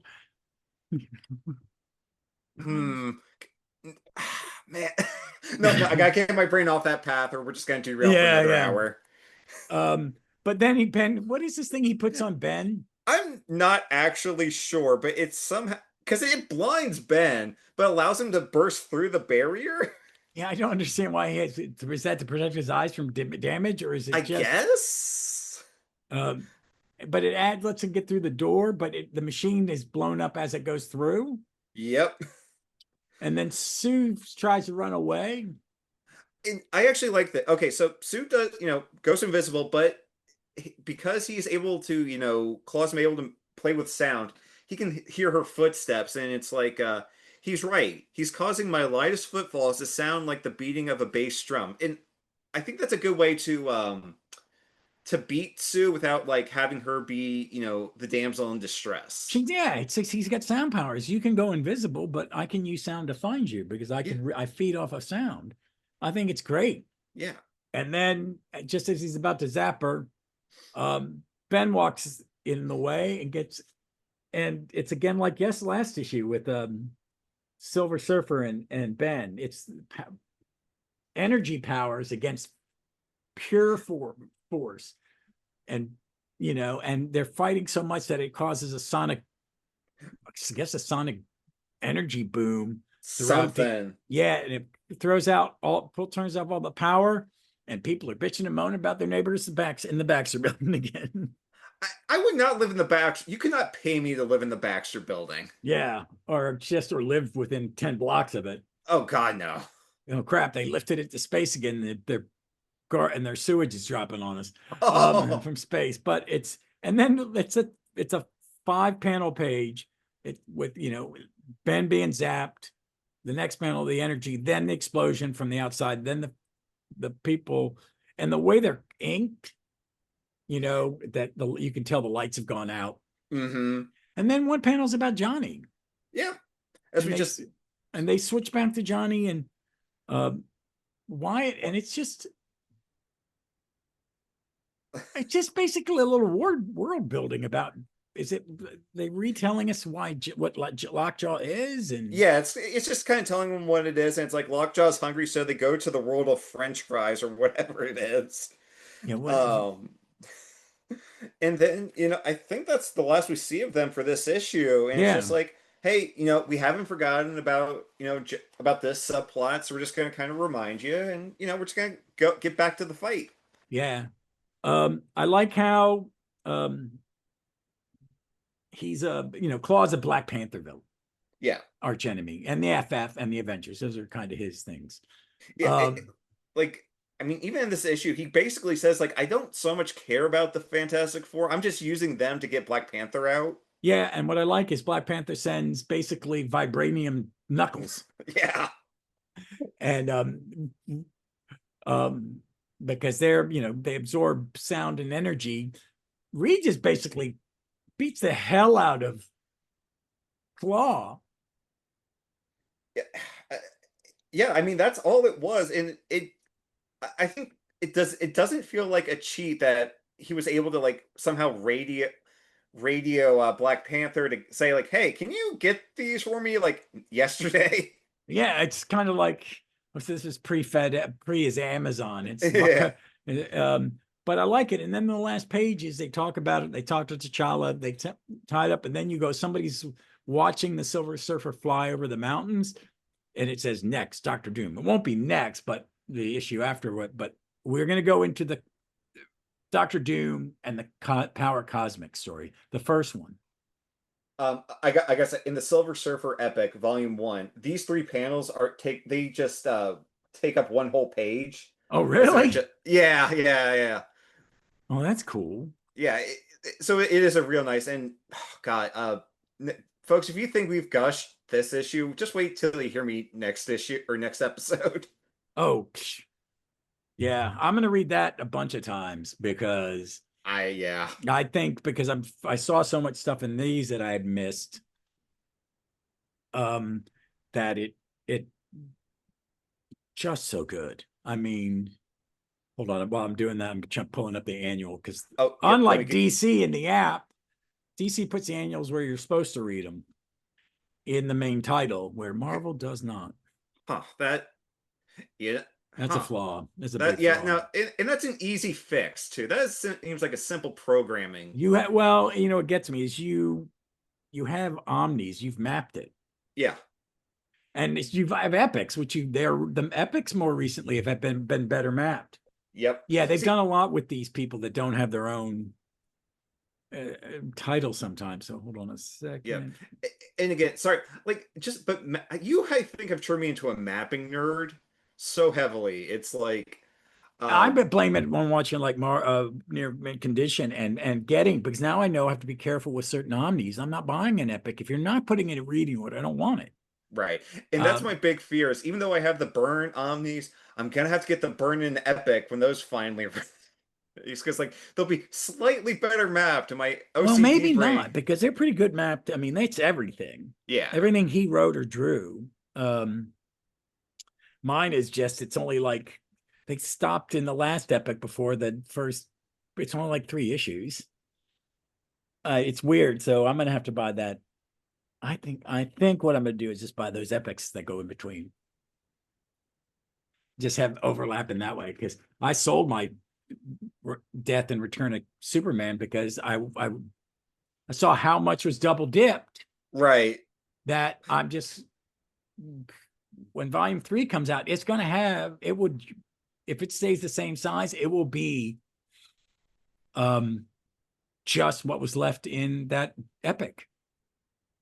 So I might as well just, it bought me 2 other epics. I sold it and bought, I bought something, I replaced it because there's certain things I've double dipped on because you just can't do it. You can't stop it. Avengers Defenders War. Because Right. I've got them in both of those. The Starlin Avengers and Marvel 2-in-1 annuals. I've got that like 3 times. I have it 4. Yeah. So when I pre-ordered the Captain Marvel Starlin, the second Captain Marvel, the Death of Life and Death epic. I mean, Right. Omni. So there are 3 trades I'm going to get rid of, and it's in there too. So it's even in the Warlock one. Okay. I don't know why, but it is. But let's get back to, we're going to do an annual next. And I like FF annuals in this era. Yeah. I like Marvel annuals in like the later 60s. Some of the early ones are rough, but this is one I think it stands up there with the Scarlet Centurion Avenger one. That's one I really like. I think I don't remember that one off the top of my head, or if I've read it at all. Well, yeah, it's the annual right after Cap goes back, and we see the John Buscema tell the Avengers have gone back in time, and they see Bucky die. And then I'll have to go. I'll have to go back. Yeah, it's just in between. It's good, but it's just a skip because you're bringing Cap back, and then they write him right back out, and then it's going to be the team starts to thin out.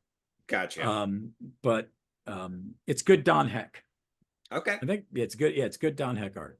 But this is the annual. So this is what they've done is Submariner, Doctor Doom, The Wedding, this one. Yep. Oh my God. See, the FF annuals, I'm looking at, they had 23 of them. That sounds about right. Yeah. And most of the early ones are pretty good. I think one of the later ones might be a full-on reprint. I'd have to double check. But yeah, there are some that are missing in the app. But if it's 100% reprint, they don't normally put it in. Yeah. So like they'll show the new like whatever new cover they use, but that's about it. Yeah. Here, just real quick, I'll read the pertinent data here. Yeah. Okay, so we got a cover date of November 1966, an on sale date of August 2nd, 1966. So this actually came out before 56. We have a cover price of 25 cents. And the torch that was written and edited by Stan Lee, penciled by Jack Kirby, inked by Joe Sinnott, and lettered by Sam Rosen. This cover is by Jack and Joe. And one thing, it's a very, very busy cover that we have not seen in a while. Yeah, but what I like about it is because what it was is the main story is only like 18, 19 pages. It's a little shorter than a regular issue. Yeah. And you get a reprint of issue 15. Is that 15 or what is it? 25 and 26. 25 and 26. So I remember having this annual and it was fat, but it was 2/3 reprint. Yeah. But I do love this story. It's because I'm an Englehart nerd. And this is the thing that that Byrne didn't like them fucking with his stuff, and why I will say that I do like Byrne's West Coast Avenger. They are written very well, but I do like that they messed up. I think they wish they had not messed up Vision and not fixed him. I wish that he was back with Wanda, but I do that, all that the Byrne and Englehart want their say, and then Busick just says, both of you shut the fuck up and move on. But this is like the cornerstone of that, man. This is really, and I haven't read this. I've read so many retellings of this in different Englehart books and different Roy going back to him and Byrne referencing it. But I forgot how good this was. Yeah. As a story by itself, and how I think they may have fucked with the coloring in reprints of it. I don't see that. And I actually had a question for you, because I know how they used to depict Jim Hammond Human Torch was really different from how he looks on the cover, where he looked like more of a thing of fire than he does here. What I think they did is you couldn't see his features. Right. But he Right. had more flames on the top of his head than Johnny did. Johnny is very curved and everything. The fire's all close to the surface. So the stuff in the hair, like he's got hair, is accurate, but Okay. the face isn't. Okay, that's what I thought. Yeah. Yeah. And I kind of like him with a face. Okay. Um, but I I have no also strong feeling, but yeah. but yeah, I read him more in the Invaders, so most of it is, and they brought him back, and I kind of like when they brought him back after the fact, like other people, not what Byrne did, because they really just kind of don't keep him on the book long. So he just goes and works for Shield. Yeah. Then some of those Invaders reboots that happened, I think they're okay. They're not great, but they're also very short, so they're fine. They're not, and they bring Blazing Skull in and they start to use ones that no one else is using. But Jim Hammond he's got a long history after this. And for the most part, they kept him close to the way he was. This is very different. No one draws him. I don't remember another time where I see his face. Gotcha. Like I said, one of my notes here was like, look, Ross is going to have a lot of opinions on this, and it's going to plague Avengers history for the next like 40 years. Yeah. It's a lot. It's a lot of what It is. It is. And I don't think they've misused Jim Hammond. I think he's been used well. I like that the Vision is him and that he is a mixture of Jim Hammond and Simon Williams. I really like that. Thought, that worked for a long, long time. Yeah. It still works because Simon and it, I like that they become brothers. And then Yeah, I love that. I love that. And then when except for when Simon started dating Wanda, that was weird. Well, but it kind of makes sense from Wanda's perspective a little bit, but it's still but it also weird. makes sense that he did love her, but he would never hurt his friend. But when they lobotomize basically Vision, he won't. Well, we could fix it if we use your brain patterns again. And he goes, "No, why?" And then you find out it's for a selfish reason, which is a human reason. Yeah. So I mean, I like some of that because then the White Vision. When you get to the Gatherer storyline in Avengers, it's very cool because a bad guy Vision, an evil Vision from another timeline, steals the white body and infiltrates the Avengers. And then Vision, looking like he used to, shows up at the door and they go, "You're the villain." He goes, "No, that motherfucker the villain." And it's actually really good. It's a really good, and it's drawn by Steve Epting. So It's gorgeous. But back to the Vision, I mean, he becomes so tied to the Vision, to the Avengers, which is my favorite Marvel team. I think they're fine. And this is but this by itself, which it was, not for long for me, because I mean, my first Avengers is Engelhardt. So this story is pivotal to the end of his arc. Yeah. Or, the end of the Kang Wars arc line, time travel. I just think this one's great. I really like it, but it's meant to be an homage to whoever did those old 40s covers. Yeah, Bill, was it Bill Everett, or am I screwing that up? I think no, I'm screwing that up. It begins SCH. Good goodness, Burgos. I think it's Burgos. Okay. I think it's Burgos. I wouldn't, without looking it up, I'm not sure. I think it's Carl Burgos, Burgos. Just type in Jim Hammond, Android. I don't care about Jim Hammond, the football player. Okay. Gosh. Human Torch and yeah, Carl Burgos. You got it in one. Damn.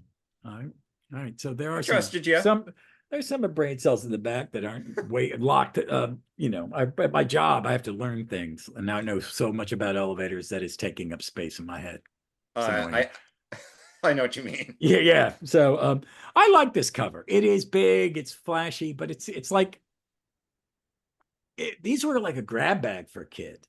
Yeah. Oh, yeah. I mean, because reprints really didn't start to happen. I mean, you had Marvel Triple Action. And you had Marvel Super, which is the one that the FF started in.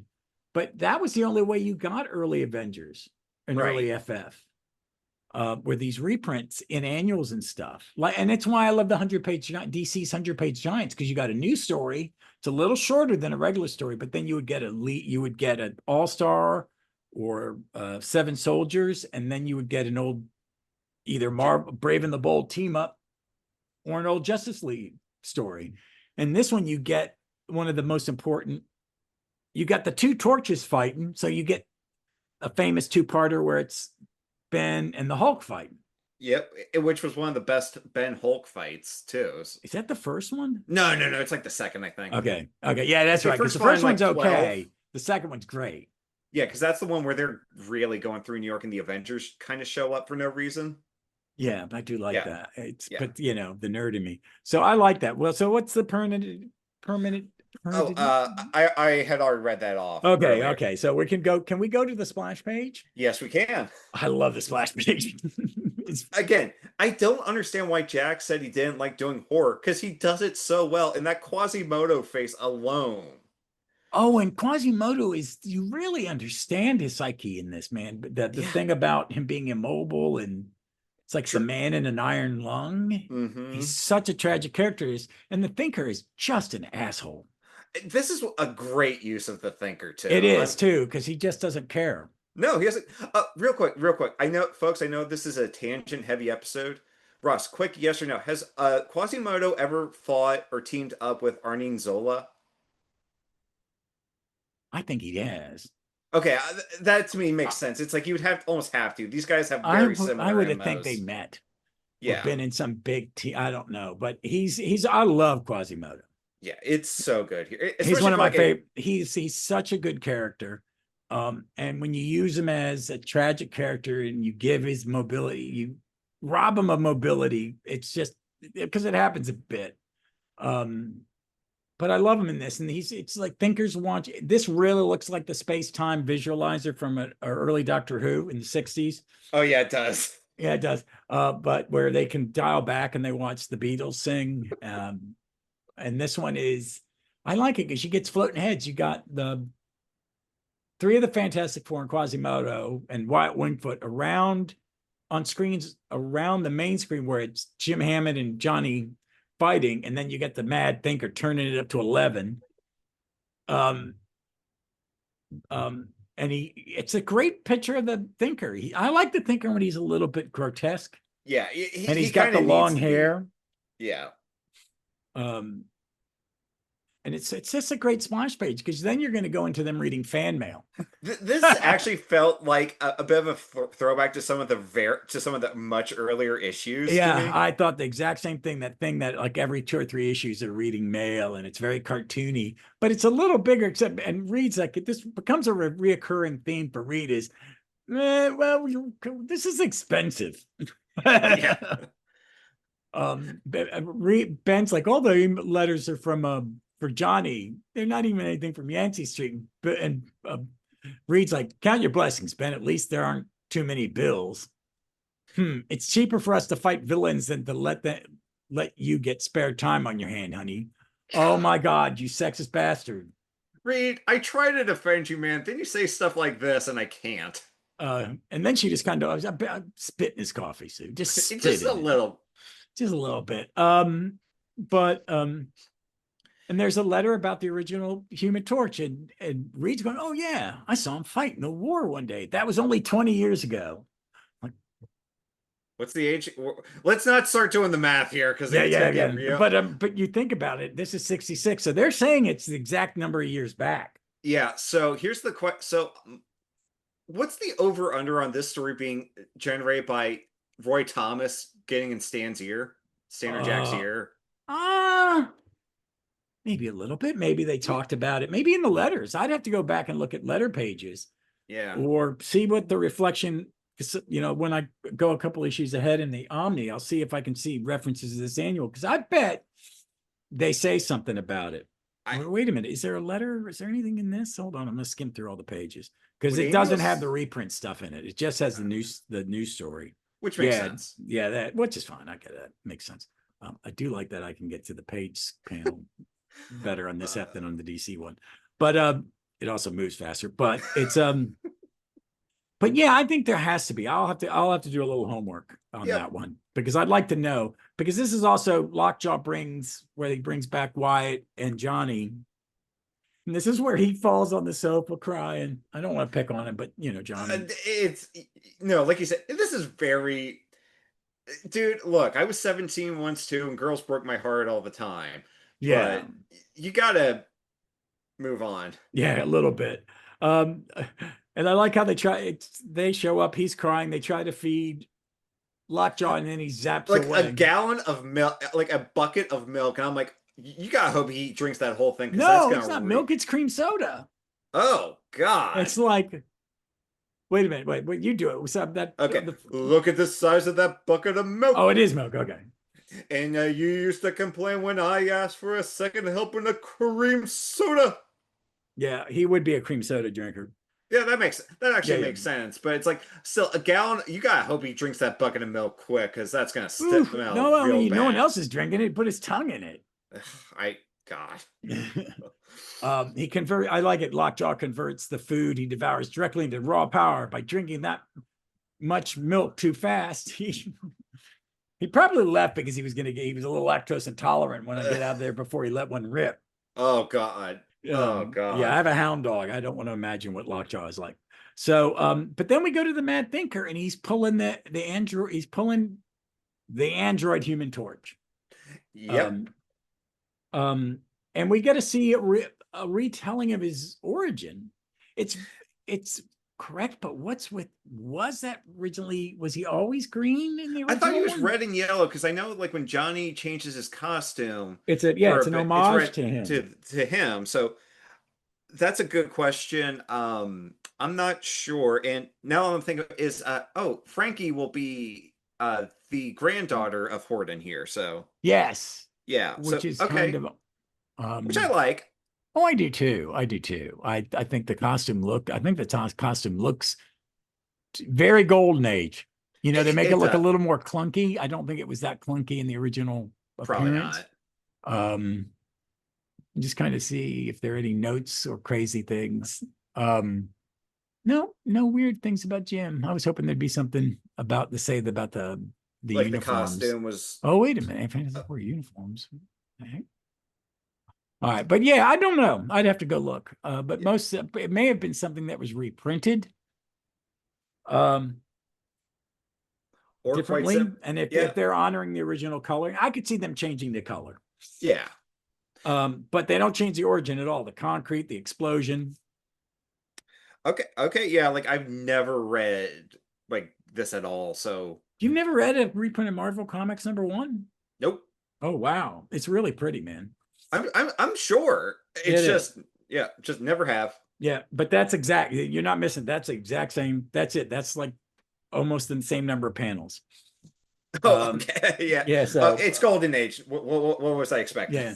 But I do like the Mad Thinker in this. His costume's a little different. He's a little more weird looking. Yeah. He looks like did he get a haircut or is that just me?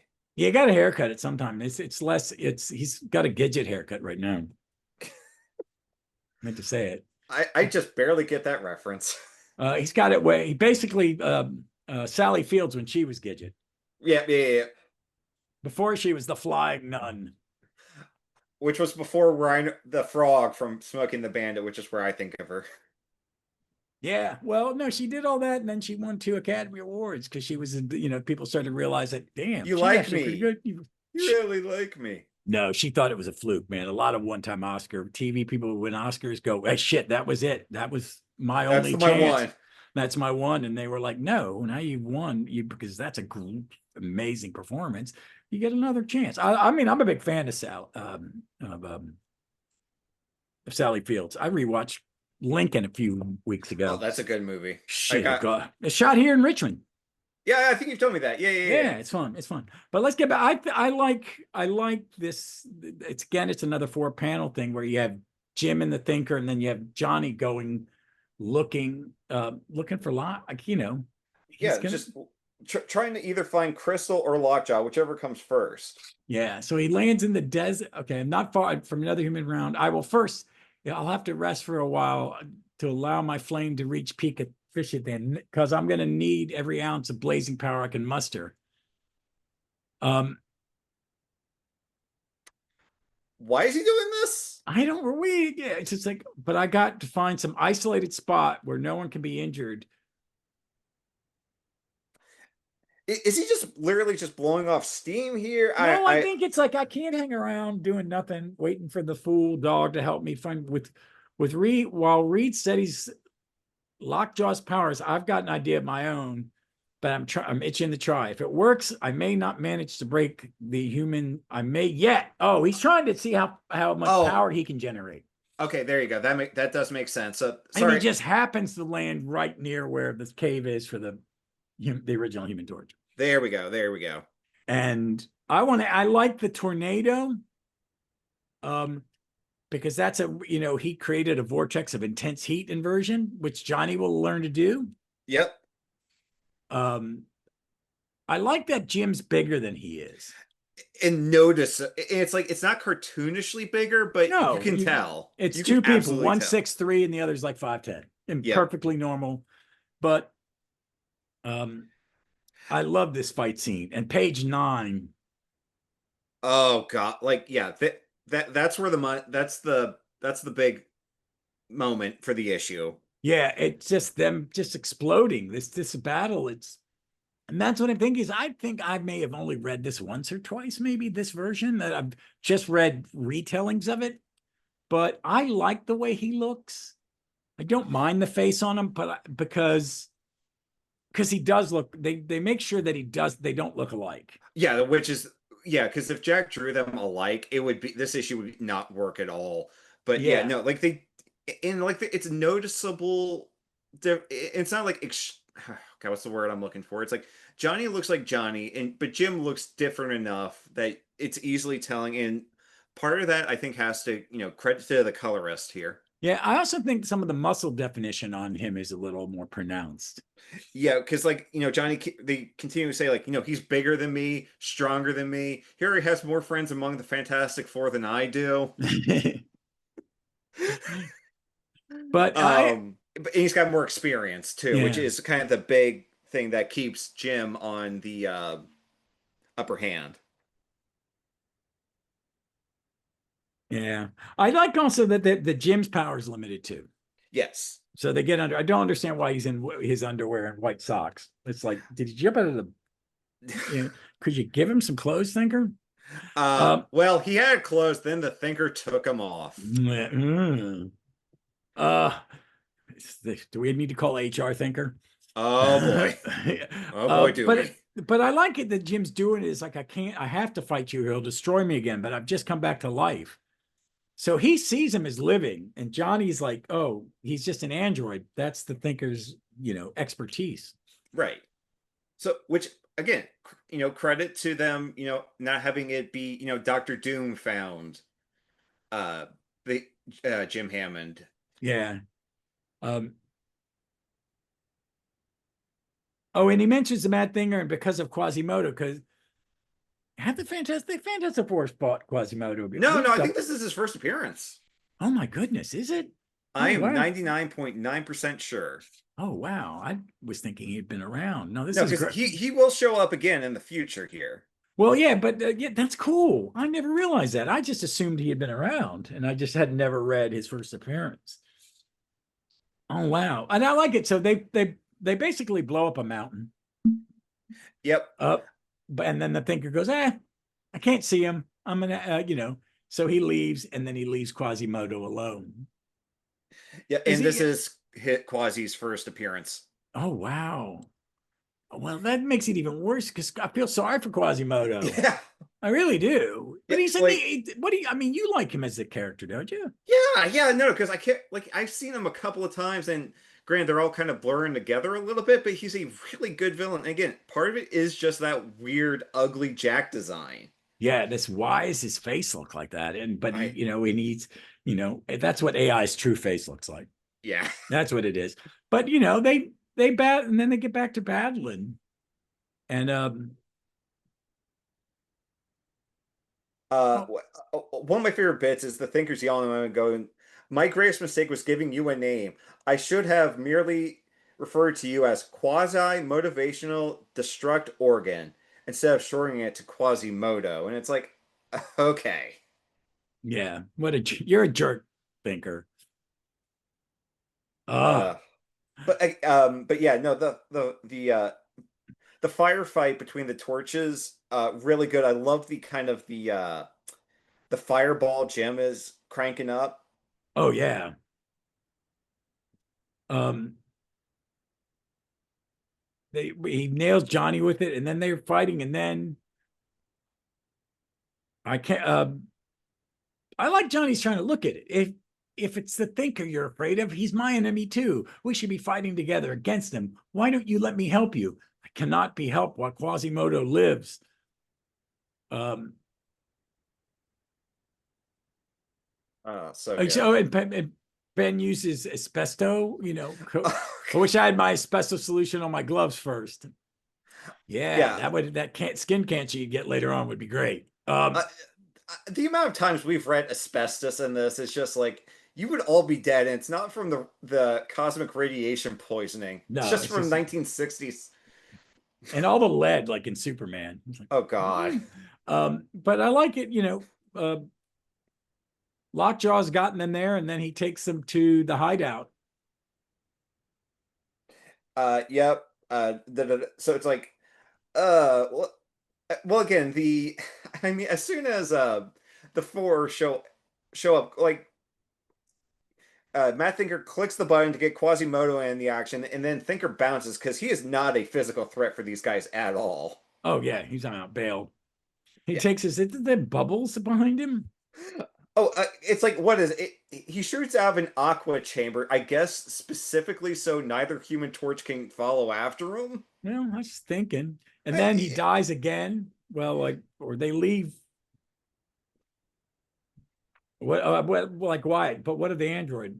yeah, Let's like face it, y'all. Oh wait a minute, you get this Ben. Go. uh, well, let's face it, you win a few and you lose a few. He tried to defeat me, and yet I can't find it in my heart to hate him. Men may call him an android, but he proved to be as human as any. The original Human Torch, reborn, only to die again.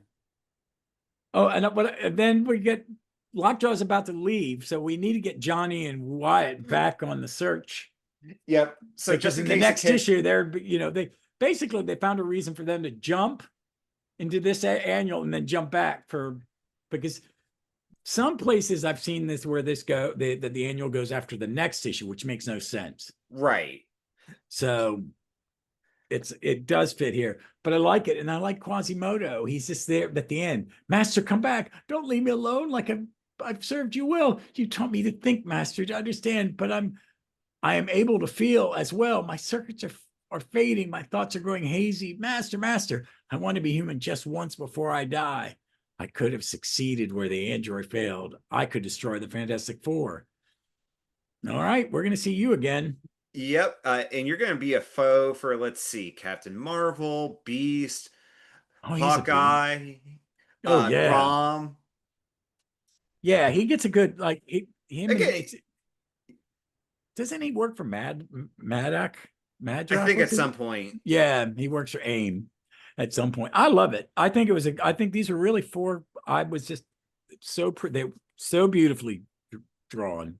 And like I said, we every time we do four more of these, oh, this we've hit the peak. No, No, oh no, no, no, this is no. it. So we got a We little bit to go. About like 20 more issues. let's see, we're in the 50s now. I think we're there up until the late 80s, early 90s is Yeah, it when gets the a little wave starts choppy to, there. yeah, it's where the wave starts to die down a little bit, but we're right in the tidal wave for Yeah, because the next the, one's is the cosmic power Silver Surfer Doctor Doom story, which is so good. The animated series from the early 90s adapted it twice. well, they I think Roy used it too. Oh I think God, Roy used it. It's I think the second Silver Surfer or the second Fantastic Four movie from the aughts used it. yeah, yeah, it did. It did, and there was, but well, I overall what I like these four really go together, and they're very separate but together. It's Like they read pretty well. Like we had a problem where we broke up a Frightful Four story in the last issue kind of suffered, but I don't think any of these suffered from our show's format. I think you know no, I think yeah, for a little while, because we were finding that they were changed. The arcs would change like 10 issues in. You'd mhm. finish it, and then 10 issues would be moving toward the next one. And I think they got away from that, and I think for a good reason. That what you do is you intersplice. You don't try to fit the whole story in one issue. You do the A plot, and then you introduce a B, and they're just doing like A, B, maybe C. They're up to A, B, C. Yeah. And do character ones like give Ben a fight, then give Johnny, and then we're gonna have don't have Sue and Reed actually get off on their honeymoon At soon? some point they absolutely do. I just cannot remember Yeah, I keep where. thinking it's the next issue and they're still not gone yet. And Yeah. it's been a year Yeah. because we were on another annual. Yeah, like because I know at some point I will definitely be making the joke of like, oh, and here is where Franklin is conceived. My goodness. Yeah, no joke. Uh on that poor kid, man. It took them 40 years to actually get him right. But you know what? I'll take That's when 40 you years. age him up and I'm happy with it. Oh, They just you know yeah, what? well, Well, you're baiting me. You're no, baiting no. me. Well, no, that's going to linger into probably what maybe what I'm going to recommend. Okay. But I like it. This is really good, and I'm looking forward to the next one. Oh, Yeah, absolutely. that's one I'm going to read and take super notes. I really was energized by these. It's a good way to. I mean, over the last 3 days, read them, and then this morning I reread them. I really just stared at the art, especially the first issue, that one panel of Prestor John. That I would love a glow in the dark poster. 1,000%. I don't know what drugs Jack was on while drawing these, but I want to. I don't know. Probably nothing. He drank maybe a bourbon and too many cigars. Okay. No, but I just think is this his peak art? I think maybe, yeah. It I don't, I his mean, I really, his it's Golden up Age stuff there. is up and down. Oh, very much so. And his 70s stuff, I don't really always like the writing. It depends. Yeah, but the art, and especially once he gets Mike Mike Roy, Royer. yeah, it's that 70s stuff, man, because that Manhunter in first issue special is neck. I mean, it's like why I like Demon and why I like Omac. Yeah, and Royer does a lot of Commandy as well. Yeah, he is. They work really well together. Yeah. All right. Well, thanks. Hey, let's do what's your recommendation this week?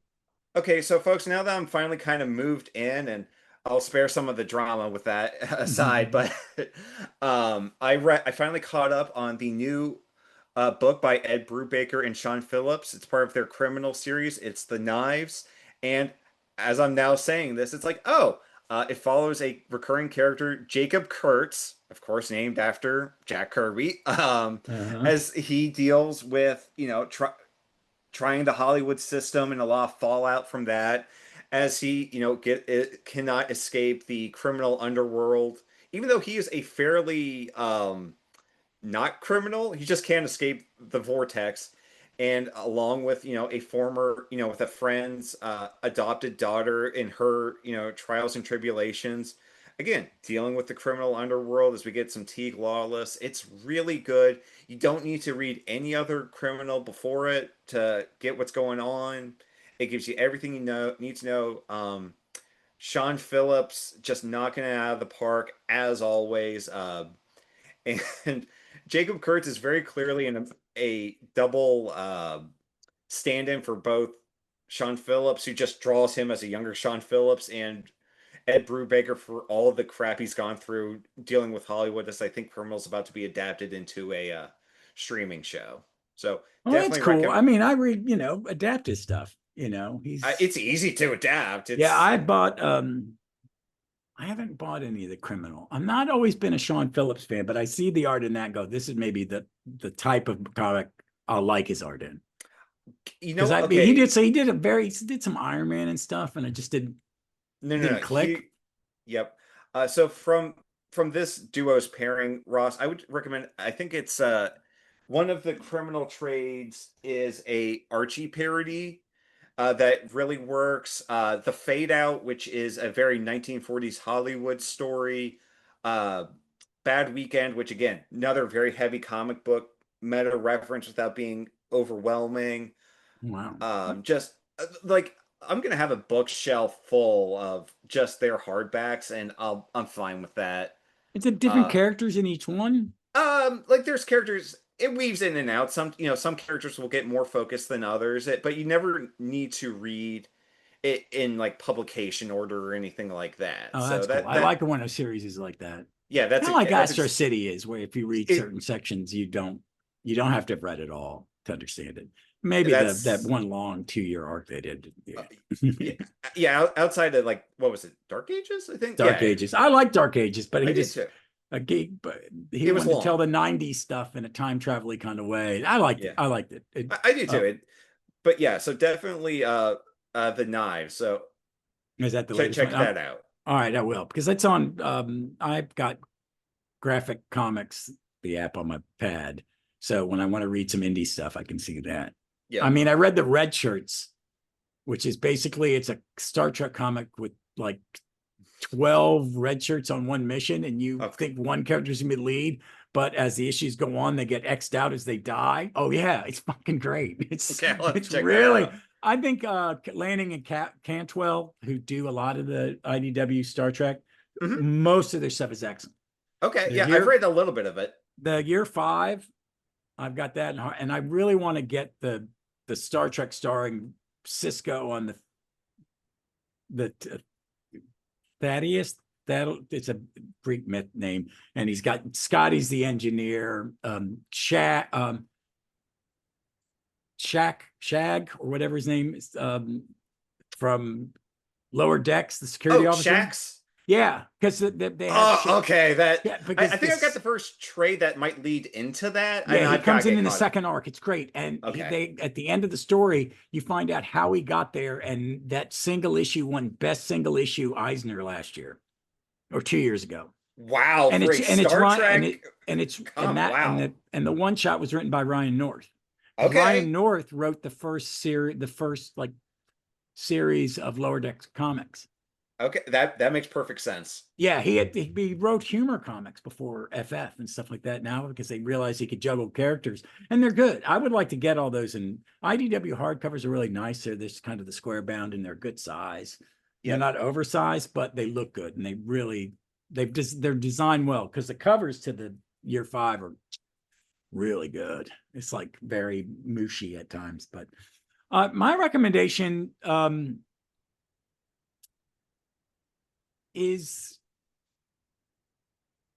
I'm going to say I've been reading the Triangle Arrows come out, and I've gotten the first um, Superman with Young John, which is what's the right? It's Gleason It, is the artist, but oh my god, Tomasi.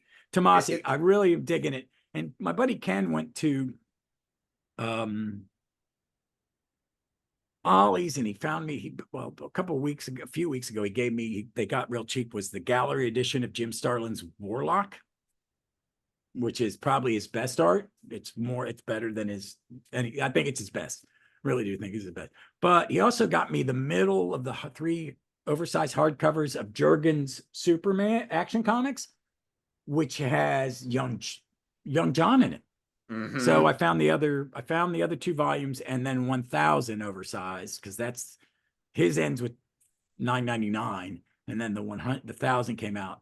So I can get that, because I want to get as much as the Young John as I can get, because so that's my thing is I'm going to finish Tomb of Dracula today, and probably tomorrow I was thinking about jumping back into that Tomasi Gleason Superman, because it's very John and Lois centric, and I read the first arc, the first 7 issues, and I went, oh my god, it's the best Superman I've read in 25 years.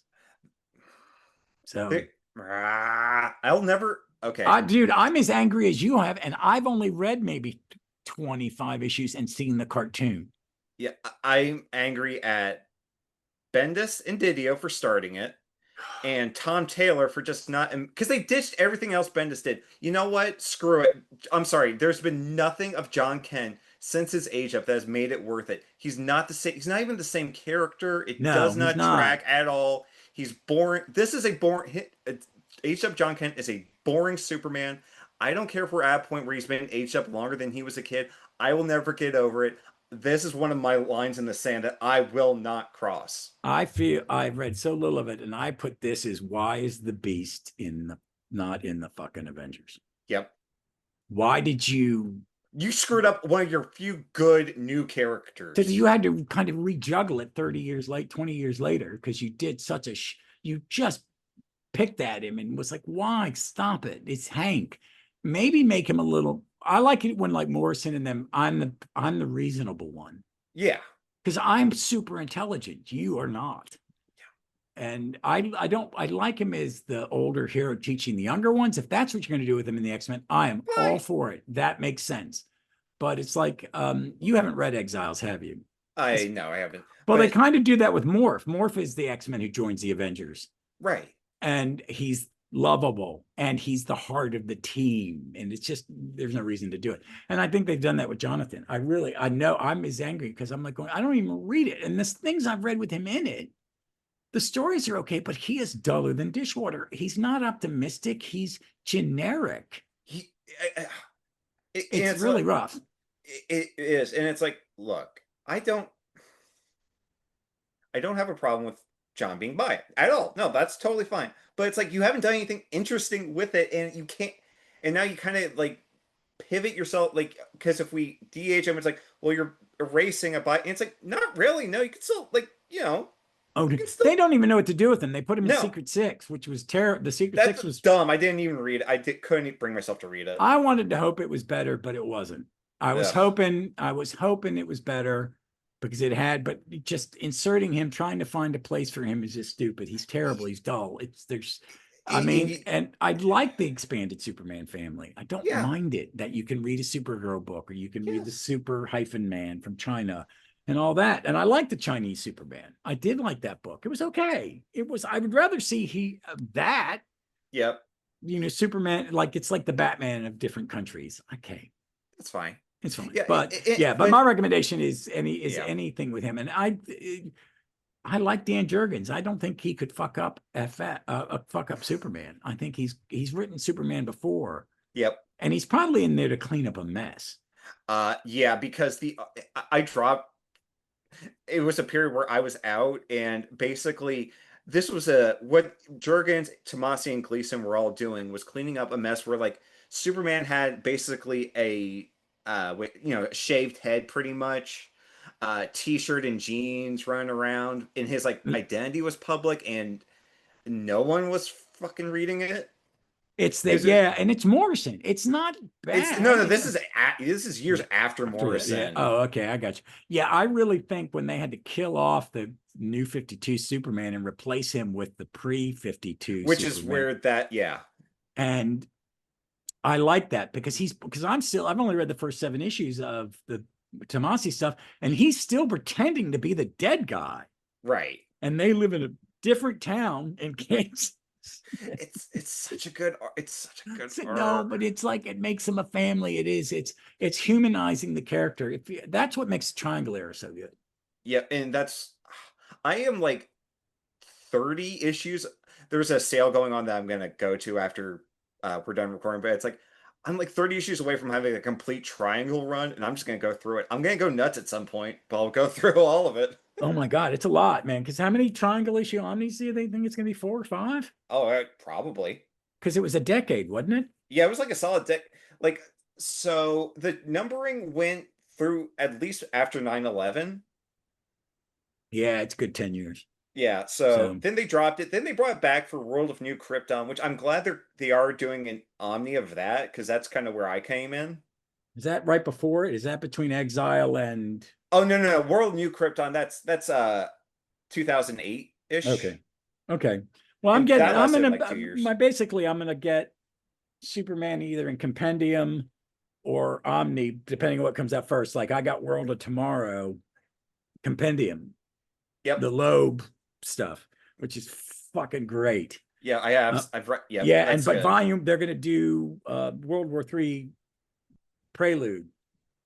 Okay. Yeah, And I've got the 2 trades of that, but I will, if the Omni comes out first, I'll get it. If the compendium comes out first, I'll get it. But I definitely want to do that. And I've got the 2 hardcovers of the Busick stuff. Okay. Which is good. Yeah. Which is good. And I found the 4 Jeff Johns arcs that all came out. Only one of them came out oversized, but the other 3, like Legion, the Legion, the next one I have to read is the Bizarro by the guy that did The Goon. Oh, yeah. I can't think of the artist, but Yeah, yes, because I did Secret Origin, which I'd never read, and I loved it. And I was like, oh my God, this is so good. But yeah, that would be my recommendation, is basically Tomasi Gleason Superman. I think I've read I have to get back to it. I read the first arc and I was like, this is better than I'd hoped. And I had high hopes because of what you said. And Super Sons is one of the best arcs DC's but you ever said done. I should read this first. You need to read this first, just so you get more of the sense of John Kent. But I'm thinking John. about how I'm going to get the Tomasi Gleason Batman, because I think I need to. I might get that too, and I'm not even a Batman guy, but I might get it for them. I'm looking for. I am a Batman, but I'm very specific Batman eras. I will. Do I want the Mensch gene? I read it. It was okay. I like Max Allan Collins wrote it for a while. It was okay, but I think Tomasi and Gleason will be interesting. I like the Dan Schneider. I bought it because I got 2 volumes for like the 2 Omnis for less than 60, for about $60 with shipping. No one bid on it. I put a low, and it was a low high bid, and I got them, and I read it, and I said, oh, this is a lot like when McDaniels was, around that 90s, where Nightwing was done by McDaniels, and you had all the big arcs, even, Contagion, and then the Earthquake, and then Aftermath, and No Man's Land. That was an era where I really liked it. It wasn't, not every issue was good, but it was good, and it ran out of steam. It's like the Triangle era for me. It's kind of like, do I really like what's after it? I don't know why you stopped doing it, because I do love the Triangle. I mean, it is, and I will get. I haven't. The only reason I haven't bought the Silver Age Omnibus because they've not done Action 300. Yeah. That's Superman Under the Red Sun, right? Yes. Okay. So whatever comes out, DC Finest, I'm not going to get the Golden Age stuff. I don't think. I think I just want to get the Silver Age. And I don't know if I'm going to get the Silver Age Batman. Yeah, probably not for me. We'll see how I like that first Flash one. Yep. Like I said, I think the Flash one is good because they know exactly what they want to do right off the bat. And I'm just jaded because I really disliked a lot of right up to his death. I just didn't feel it was that good. And and sometimes, like, I really saw that when they were putting out Infantino's Detective Chip. I said, I love Detective Chip, but luckily it was in the app, and I looked at it and I said, this is not Bebo. This is Bebo, but this is a kid. I like that he's Sherlock Holmes, John Considine, and a monkey. Because that's basically what the one is in Justice League Dark. And I like that he is the leader of Justice League Dark, that it's a talking monkey. Yep. It's just, and it makes sense that him and that everybody else calls him Detective Chip except for Diana, who calls him Bebo. Yep. And he's like, I don't give a shit. It's her. She can call me anything. All right, man. Thank you for being on. Seeing your new setup behind you is very nice that you're all moved in. Yep. Congratulations. And folks, as always, hey, be safe, be smart out there. Please be kind to one another. It's a crazy world. And read some comics. Really read this era of Jack. I think if you got access to the app or you got it, just read it. It is. Wait a minute, 60 years old now almost. Yeah. And it's better than a lot of comics written nowadays. Get on my lawn. All right. Peace. Bye, everybody.